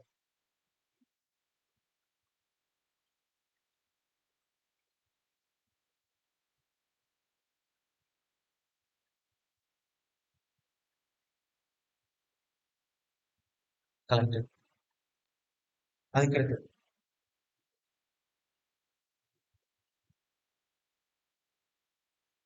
அப்ப சாயில் சாம்பிள் வந்து நம்ம பார்க்கலாம். 1 to 3 metre through the road லைன்ல தோண்டி பார்க்கலாம் எப்படி இருக்கும். அதோட எஸ்பிசி சேஃப்டி இன்டர்ஃபேஸ் நல்லா இருக்கா, ஸ்ட்ரென்த் நல்லா இருக்கா அப்படின்னு பார்க்கணும். செக் பண்ணணும். எழுதிக்கிறீங்க. இப்ப அடுத்து soil sample is to be done 1.5 meter to 3 metre ஃப்ளோ ப்ரோன். நீங்க செலக்ட் பண்ணிருக்கக்கூடிய அந்த ரூட் லைன் இந்த வழியா போகணும்னு செலக்ட் பண்ணிருப்பீங்களா, அந்த ரூட்ல ஒரு 1 to 3 மீட்டர் அளவு தோண்டி ஆழத்துல எடுத்து டெஸ்ட் பண்ணணும் சாயில் எப்படி இருக்கும். அவ்வளவுதான். அப்ப நல்லா பாத்துக்கிடுங்க. நான் ஃபர்ஸ்ட் கொடுத்தது மேப் ஸ்டடி. அதுல என்ன செய்வோம், இந்த ஊருக்கும் இந்த ஊருக்கும் இடைப்பட்ட ஏங்கிற ஊருக்கும் பிங்கிற இடைப்பட்ட ஊருக்குள்ள இருக்கக்கூடிய இந்த பகுதியில கண்டிஷன்ஸ் எப்படி இருக்குன்னா ரஃபா வந்து மேப்பை வச்சு டீட்டெயில் ரெடி பண்ணும். இது மேப் ஸ்டடி. ரெண்டாவது என்ன கொடுத்தோம்னா ப்ரிலிமினரி சர்வே. சரி, ரெண்டாவது ரெகனைசன்ஸ் கொடுத்துருக்கேன். அது என்னன்னா மைனர் இன்ஸ்ட்ருமெண்ட் வச்சு நம்மளே வந்து ஒரு 3 ரோடு வந்து செலக்ட் பண்ணணும். 3 ரோடுன்னு இல்லை, அல்டர்னேட்டிவ் பார்த்து வந்து செலக்ட் பண்ணுறோம். ஓகே, ஒரு 5 லைன் இல்லை 6 லைன் வந்துடும். இப்படி போகலாம் பாசிபிள் இருக்கோ, இப்படி போக பாசிபிள் இருக்கோ, இப்படி போக பாசிபிள் இருக்கோ, சின்ன சின்ன மைனர் இன்ஸ்ட்ருமெண்ட் வச்சு எவரி பாயிண்ட் கிடைக்காம ரஃபா கால்குலேட். அதுக்கடுத்து இந்த அல்டர்னேட்டிவ் பாத்துல ஒன்ன ஃபிக்ஸ் பண்ணணும். அப்ப அந்த ஃபிக்ஸ் பண்றதுக்காக நம்ம மேஜர் இன்ஸ்ட்ருமெண்ட் வச்சு எவரி மீட்டருக்கு டோட்டல் செஷன் தியரி வச்சு சர்வே பண்றோம். அதுக்கடுத்து இதை ஃபிக்ஸ் பண்ணதுக்கு அப்புறம் நம்ம என்ன செய்யணும்னா இந்த பிரிமினரி சர்வேல ஃபிக்ஸ் பண்ணியாச்சு. பிரிமினரி சர்வே என்ன செய்யணும்னா இங்கே traversing, topographical features, levelling work, drainage study, soil data, இது அப்புறம் டிராபிக் சர்வீஸ் எல்லாத்தையும் பண்ணணும். பண்ணி முடிஞ்சதுக்கு அப்புறம் என்ன செய்யணும்னா இதுல ஃபைனல் லொகேட் பண்ணணும். இதுக்கு வந்து டிசைன் ரெடி பண்ணுவாங்க, ஃபைல்லாம் ரெடி பண்ணுவாங்க, இருக்கக்கூடிய டேட்டாஸை வச்சு. அதுக்கடுத்து என்ன சொல்லணும்னா இதை பத்தி டோபோகிராபிக்கல், ஹைட்ராலஜிக்கல், ஜியோடெக்னிக் டேட்டாலாம் ஃபைனல் பண்ணி சாயில் சாம்பிள் வந்து கிட்டத்தட்ட 1.5 மீட்டர் எடுத்ததுக்கு அப்புறம் அதெல்லாம் ரெக்கார்டா ஒரு ஃபைல் பண்ணி பின் பண்ணிடுவாங்க. பின் பண்ணி அந்த சம்மந்தப்பட்ட அதிகாரிகளுக்கு அனுப்பி அவங்க வந்து என்ன செய்வாங்க, அதை வெரிஃபை பண்ணுவாங்க. வெரிஃபை பண்ணிட்டு வீட்டில் வந்து செக் பண்ணுவாங்க. செக் பண்ணி கொடுத்துட்டு எல்லாம் ஓகே அப்படின்னா அதுக்கு அப்ரூவல் கொடுத்துருவாங்க. கொடுத்ததுக்கு அப்புறம் அதை அடுத்து இன்ஜினியர் இருக்கும். இன்ஜினியர் டிபார்ட்மெண்ட் என்ன செய்வாங்க, அவங்க வந்து இதுக்கு வந்து ஒரு டென்டேட்டிவ் எஸ்டிமேட் வந்து ரெடி பண்ணுவாங்க. அதில் ஒரு ரெண்டு ரெடி பண்ணி அதுல இருந்து ஃபைனல்ல அவங்க ஏக்கு மேல ஒருத்தர் இருப்பார். ஓகே, அதாவது இ நான் சொல்லல, ஏஇலே வந்து அந்த டிவிஷன் சென்டர் ஒருத்தவங்க ஹெட்டா இருப்பாங்க. ஏ ஸ்கொயர்லி அவங்க என்ன செய்வாங்கன்னா பார்ப்பாங்க. பார்த்துட்டு அவங்க வந்து இக்கு அனுப்புவாங்க. என்ன செய்வாங்க, மேல அனுப்புவார். அவங்க என்ன செய்வாங்க, அப்ரூவல் கொடுத்ததுக்கு அப்புறம் அமௌண்ட் எவ்வளவு கோட் பண்ணலாம்னு தான் முடிவு பண்ணுவார். முடிவு பண்ணிட்டு அந்த அத்தாரிட்டி வந்து ஸ்கொயர் கொடுத்துருவாங்க. இப்போ ஸ்கொயர் என்ன சொல்லுவாங்க, 4/8 கொடுப்பாங்க ஃபைனலா. டெண்டர்னா முடிச்சதுக்கு அப்புறம் நான் சொல்றேன். ஓகே, இப்போ இங்க மேப் ஸ்டடிங்கிறது அப்பா வந்து அந்த மேப் ரெடி பண்ணி எப்படி இருக்குன்னு பாக்குறது. ரெகனைசன்ஸ்ங்கிறது ஃபீல்டுக்கு வைத்து டென்டேட்டிவா சின்ன சின்ன மைனர் இஷ்யூ வச்சு டேட்டா எடுக்கிறது. ப்ரிலிமினரி சர்வேங்கிறது நம்ம எடுக்கக்கூடிய டேட்டாவில் ஒரு 3 லைன் ஆல்ரெடியா செலக்ட் பண்ணி வச்சிருக்கோம் ரூட் அப்படின்னா அதுல ஃபைனலா ஒரு பிக்ஸ்டா ஒரு ரூட் செலக்ட் பண்றது. பிரைமரி சர்வேங்கிறது நம்ம என்னென்ன சர்வேலாம் பண்ண போறோம் ஒரு லிஸ்ட் போடுறது. லெவலிங் ஒர்க் பண்ணணும், டோபோகிராபிக் ஃபீச்சர் பார்க்கணும், பிரைமரி ட்ராவர்சிங் பண்ணணும், அப்ப drainage studies, soil survey, traffic survey, இதெல்லாம் பிரைமரி சர்வே கேட்டகரியில வரும். அது எல்லாத்தையும் நம்ம சர்வே பண்ணி முடிச்சதுக்கு அப்புறம் ஃபைனலா லொகேட் பண்றோம்ல, இதுதான் ஃபிக்ஸட். அதுல இருக்கக்கூடிய டேட்டாஸ் என்னென்ன பண்ணோம், ட்ரைனேஜ் ஸ்டடி பண்ணோம், லெவலிங் ஒர்க் பண்ணோம், டிராபிக் சர்வே பண்ணோம், சாயில் சர்வே பண்ணோம், 1.23 மீட்டர் தோண்டி பார்த்திருப்போம். அது டோபோகிராபிக் ஃபீச்சர்ஸ் பார்த்தோம், பிரைமரி ட்ராவர்சிங் பண்ணோம். இந்த டேட்டாஸ் வந்து ஃபைலா ரெக்கார்ட் பண்றது. அதெல்லாம் டீடைல் சர்வீஸ் சொல்லுவாங்க. எல்லா டீடைல்ஸ் அதுல இருக்கும், எவ்வளவு வேல்யூஸ் எல்லாமே. அதெல்லாம் முடிவு பண்ணதுக்கு அப்புறம் ஃபைல்ல அதை கம்ப்ளீட் பண்ணிடுவாங்க. இதுதான் இதுல இருக்கக்கூடிய என்னதுன்னா உங்களுக்கு highway alignment surveys. Sir clear, புரியுதானே? ஓகே, அப்ப எதுக்கு எடுத்து எது வரும் உங்களோட எக்ஸாம்ல கேட்பாங்க. இது வந்து என்ன சார் கேட்பாங்களா சார் அப்படின்னா, ஒரு சில டைம் கொஸ்டின் கேட்டிருக்காங்க அந்த டாபிக்ல இருந்து, சாப்டர்ல இருந்து. அத வச்சு நான் உங்களுக்கு குடுத்துருக்கேன். ஓகே. அடுத்து அடுத்து 3வது சாப்டர் பார்க்க போறோம். 3வது சாப்டர் என்ன சார் அப்படின்னா, highway geometrical design. Very, very, very, very, very important. இப்ப நான் மேல சொன்ன 2 சாப்டர். ஃபர்ஸ்ட் எடுத்தோனே ஹைவே டெவலப்மென்ட் அண்ட் பிளானிங். அதுக்கடுத்து சொல்றேன் உங்களுக்கு ஹைவே டெவலப்மென்ட் அண்ட் சர்வே. இது எல்லாமே ஹைவே டெவலப்மென்ட் பிளானிங் சொன்னேன். அதுக்கு சர்வே சொன்னேன். அது 2யும் சேர்த்து ஒரு கொஸ்டின் கேட்கலாம். இல்ல 2லயும் ஒவ்வொரு கொஸ்டின் கேட்கலாம். மேக்ஸிமம் 2யும் சேர்த்து ஒரு கொஸ்டின் கேட்பாங்கன்னு வச்சுக்கோங்களேன். இப்ப வந்து ஒரு ஜியோமெட்ரிக்கல் டிசைன்ல ஒரு 5 டாபிக் கிட்ட வரும் உள்ளுக்குள்ள சப்டிவிஷனா. ஓகே. பேசிக்கல் இருந்து ஸ்டார்ட் பண்ணுவேன். அது எல்லாத்துலயும் சேர்த்து மொத்தமா 7 டிவிஷன் வரைக்கும் கேட்பாங்க. ரயில்வேல உள்ள ஜியோமெட்ரிக்கல் டிசைன் கூட இம்பார்ட்டன்ட் கொடுக்க மாட்டாங்க.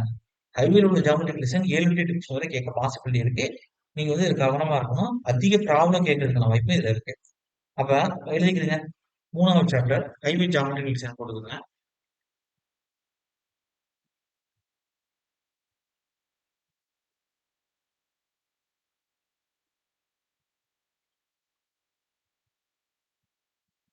ஆரம்பிச்சு வைக்கிறேன். Highway geometrical design.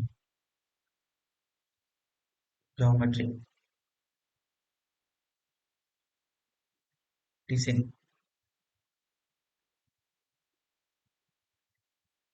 பேசிக் எலமெண்ட்ஸ். ஃபர்ஸ்ட் பார்க்கலாம். அதாவது ஓகே. ஃபர்ஸ்ட் ஹைவே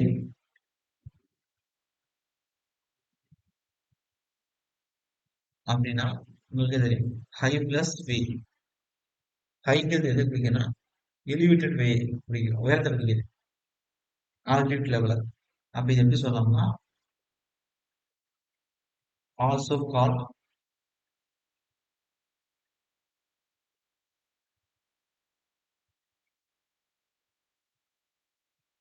எலிவேட்டட் வே.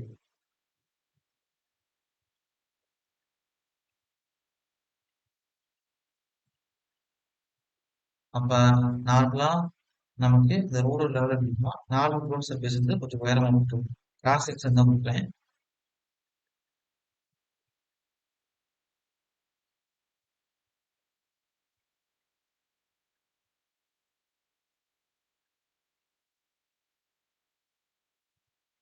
சைட்லனா இருக்கிறது இது எம்பாக்மெண்ட் சொல்லுவாங்க.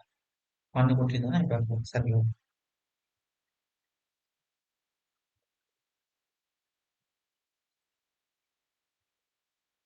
இதுதான் நமக்கு ரோடு லெவல். இதுதான் ரோடு லெவல். ஓகே. அப்ப ஹைவோட கிராஸ் செக்ஷன் எலமெண்ட் கொடுக்குற மாதிரி கிராஸ் செக்ஷன்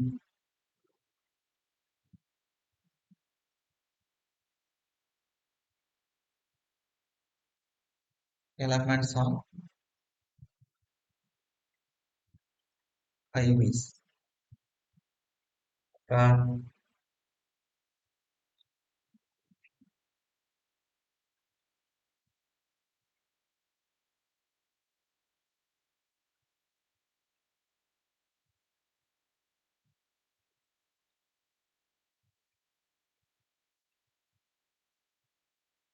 ரோடு வந்து இந்த லெவலுக்கு இருக்கு.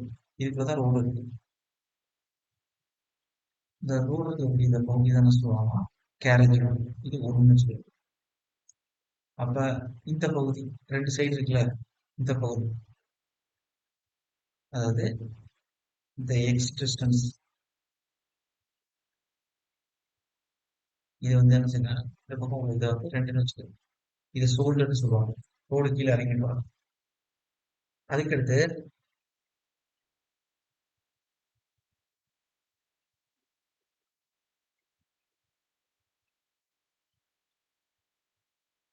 இதுல இருந்து வெளில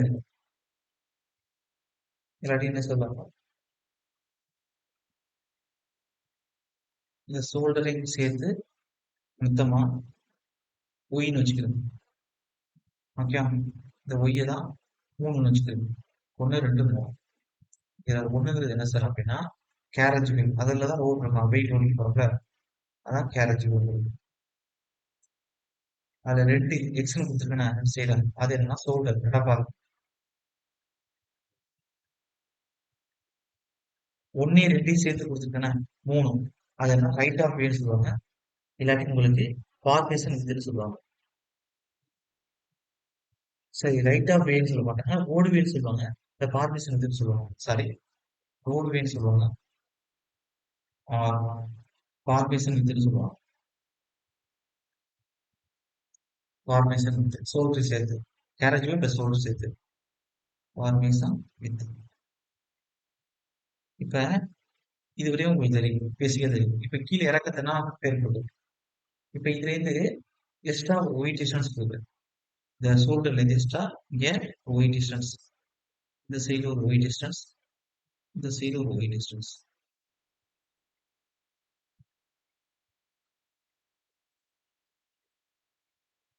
தேங்க்யூ.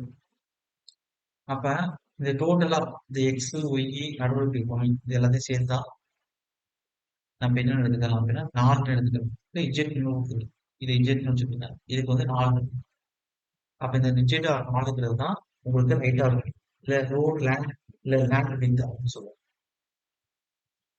ஃபார்மேஷன் வித்து தான் ரோடு வைக்க தனி. சரி, ரைட் ஆஃப் வைக்க தனி. அப்ப ரைட் ஆஃப் அப்படின்னு சொல்லுவாங்க. மேக்ஸிமம் ரைட் ஆஃப் தான் ஆப்ஷன் கொடுத்துருப்பாங்க. இல்லாட்டி ரோடோட லேண்ட் சொல்லலாம். Road land. அதுக்கடுத்து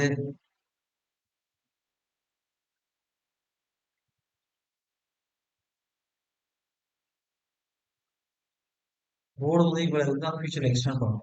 இவ்வளவு தான் எக்ஸ்டெண்ட் வச்சுக்கலாம். அதுக்கடுத்து ஆஹ், குறிப்பிட்ட தூரம் கொடுத்துருப்பாங்க. இது வந்து ரிவர்ந்து வெட்டுறதுக்கு யூஸ் பண்ணிக்கிறோம். ட்ரைனேஜ் பார்த்து ரோட்ல தூரம் தனியா வெட்டி கொண்டு போறதுக்கு யூஸ் பண்ணிக்கிறோம். இதை போசல் இதை விட்டுருங்க. ஓகே, ட்ரைனேஜ் பார்த்துக்காண்டி இதை யூஸ் பண்ணிக்கிறோம். அதுக்கடுத்து உங்களோட பில்டிங் லைன் ஆரம்பிக்கும். இதுக்கடுத்து உங்களுக்கு கடைகள் நான் கட்டுற மாதிரி ஆரம்பிக்கும். ஓகே, இது வேற கலர்ல செலவு பண்றேன். குடியிருக்கிறதுக்காண்டி இந்த கலர்ல போடுறேன். இதான் பில்டிங் லைன். பச்சை கலர்ல கொடுத்தீங்கன்னா இது வந்து பில்டிங்.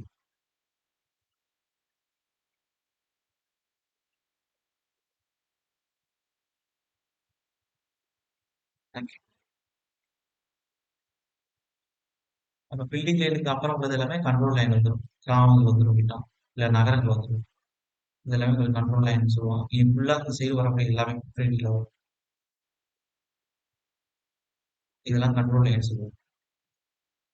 ஒரு சைடு தான் 2 சைடு ஒண்ணுதான் கண்ட்ரோல் லைன்.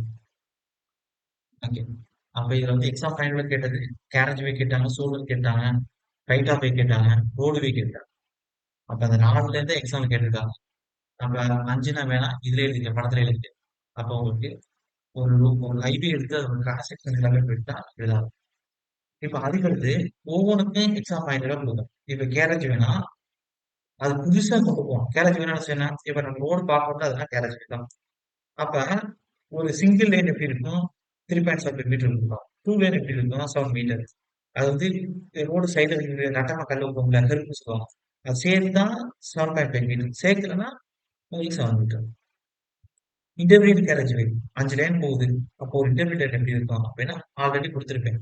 எங்கே கொடுத்துருப்பேன்? டிராபிக் ஜெயின் நடக்கும்போது அந்த இன்டர்மீடியட் லைனுக்கு நம்ம எந்த அளவுக்கு பிசிபி லிமிட்டுக்கான கெப்பாசிட்டி கண்டுபிடிப்போம் எவ்வளவு வெஹிக்கிள்ஸ் அப்படின்னா 5000 சொல்லியிருப்பேன். சிங்கிள் லைனுக்கு வந்து உங்களுக்கு வந்து என்ன கொடுத்துருப்பேன்னா 1000 சொல்லியிருப்பேன் நினைக்கிறேன். அதே வந்து 2 லைனுக்கு 3000 கொடுத்துருப்பேன். இல்ல இல்ல உங்களுக்கு சிங்கிள் லைன்லயே வந்து எர்த்தன் சொல்ற கொடுத்துருக்கும் போது உங்களுக்கு 1000. அதே வந்து 3000 வந்து உங்களுக்கு ஹாரன் சொல்ற கொடுக்கும் போதும் அதே வந்து உங்களுக்கு 10,000 வந்து 2 லைனுக்கும் 5000 வந்து உங்களுக்கு இதுக்கும் கொடுத்துருப்பேன் நினைக்கிறேன். இன்டர்மீடியட் இதுக்கு கொடுத்துருக்கேன். நீங்க டிராபிக் போட்டே பார்த்துக்கிறேன். ஓகே. இப்ப இங்க வந்து கேரேஜ் வே டீட்டெயிலா பார்க்கணும்னு சொன்னேன். ஒவ்வொரு லேனுக்கும் எவ்வளவு மீட்டர் வந்து அந்த கேரேஜ் அமைக்கணும் அப்படிங்கிறது எக்ஸாம் பாயிண்ட் கேட்பான். அதுக்கு முன்னாடி ஒரு வாகனத்தோட அளவு எப்படி இருக்குங்க? அது உங்களுக்கு டிராபிக் சைட்ல கொடுத்துருப்பேன். நீளம் வந்து 18 மீட்டர் இருக்கலாம். உங்க உயரம் வந்து ஒவ்வொரு ரோடுக்கும் தகுந்த மாதிரி இந்த டைம் கொடுத்துருக்கேன். ஓகேவா? 3.5 அச்சு இருக்கலாம். அந்த 3.75 மீட்டர் அளவுக்கு ஹைட் இருக்கும். அது மேல போயிருக்கலாம்.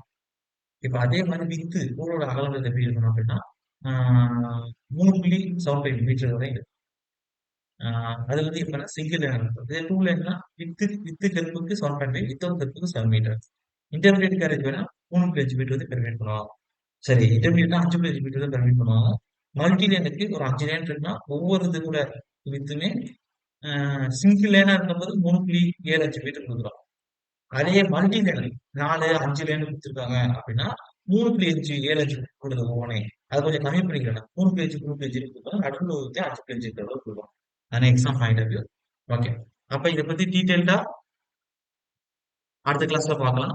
இப்ப இதுவரையும் நீங்க ஸ்டாப் பண்ணி வச்சுக்கிறங்க. ஜியாமெட்ரிக் டிசைன் ஆரம்பிச்சதே உங்களுக்கு கொஸ்டின் ஏரியா அதிகமா இருக்கு. இப்ப சொன்னதுலயே இதுலயே ஒரு கொஸ்டின் ஏரியா உட்கார்ந்திருக்கு.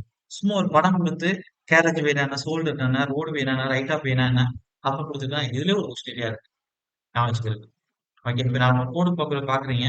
நீங்க வந்து டிராவல் பண்ணி கார் ஓட்டிட்டு போறீங்கல்ல, சிமெண்ட் ரோடு போட்டிருக்காங்க, தார் ரோடு, ஃபிளெக்சிபிள் பேமெண்ட் போட்டிருக்காங்க. Rigid payment R flexible payment any டைப்ல பேமெண்ட் கொடுத்தாங்க. அது நீங்க டிராவல் பண்றது கேரேஜ் வே. 2 இறங்குனா ஷோல்டர். ஷோல்டர்ல இருந்து பக்கத்துல குறிப்பிட்ட அளவு லேண்ட் தூரம் வரை அவங்க எக்ஸ்டெண்ட் பண்ணுவாங்க. அது வந்து ரோடுக்கு சொந்தமான லேண்ட். எப்ப வேணுமாலும் எக்ஸ்டெண்ட் பண்ணலாம். அதுக்கடுத்து வந்து கொஞ்சோண்டு இறக்கம் என்ன குடுத்திருப்பாங்க உங்களுக்கு, நீர்நிலையங்கள்லாம் போறதுக்கு ஏதாச்சும் வழி குடுத்திருப்பாங்க. சில இடத்துல அது இருக்காது. ஒரு சில இடத்துல இருக்கும். அதுக்கடுத்து வந்து உங்களுக்கு வந்து பில்டிங் லைன் குடுத்திருப்பாங்க. கடைகள்லாம் அதுலதான் கட்டி வச்சிருப்பாங்க. இல்ல வீடுகள் கட்டுறதா இருந்தா அதுக்கப்புறம் தான் நீங்க கட்ட ஆரம்பிக்கணும் உங்க லேண்டுக்குள்ள. அதுக்கடுத்து கண்ட்ரோல் லைன். ஒரு குறிப்பிட்ட தூரம் வரை பில்டிங் லைன் இருக்கும். அதுக்கடுத்து கண்ட்ரோல் லைன்ங்கிறது எப்படின்னா, அது வேற மாரி அக்ரிகல்ச்சர் லேண்டா இருக்கலாம், தரிசு லேண்டா இருக்கலாம். அந்த நகரம் ஆரம்பிக்கிற மாரி இருக்கலாம். இல்ல அந்த வில்லேஜ் ஆரம்பிக்கிற மாரி இருக்கலாம். அது மாரி போகணும். அடுத்த கிளாஸ்ல டீட்டெயிலா சொல்றேன். இந்த செஷன் இதோட ஸ்டாப் பண்றேன். நீங்க நடத்துனது யாருக்கு டவுட் இருக்கா? டவுட் இருந்தா கேட்கலாம். நீங்க நடத்துல யாருக்கு டவுட் இருக்கா? கிளியர் தானே? Okay. Okay Yes, sir. sir. இதோட நான் கட் பண்றேன். நாளைக்கு எஸ்டிமேஷன் காஸ்ட் முடிச்சிருவேன். ஆனா காலைல செஷன் போறோம்னா ஈவினிங் போறோம்னான்னு தெரியல. Okay. Okay sir. Thank you sir.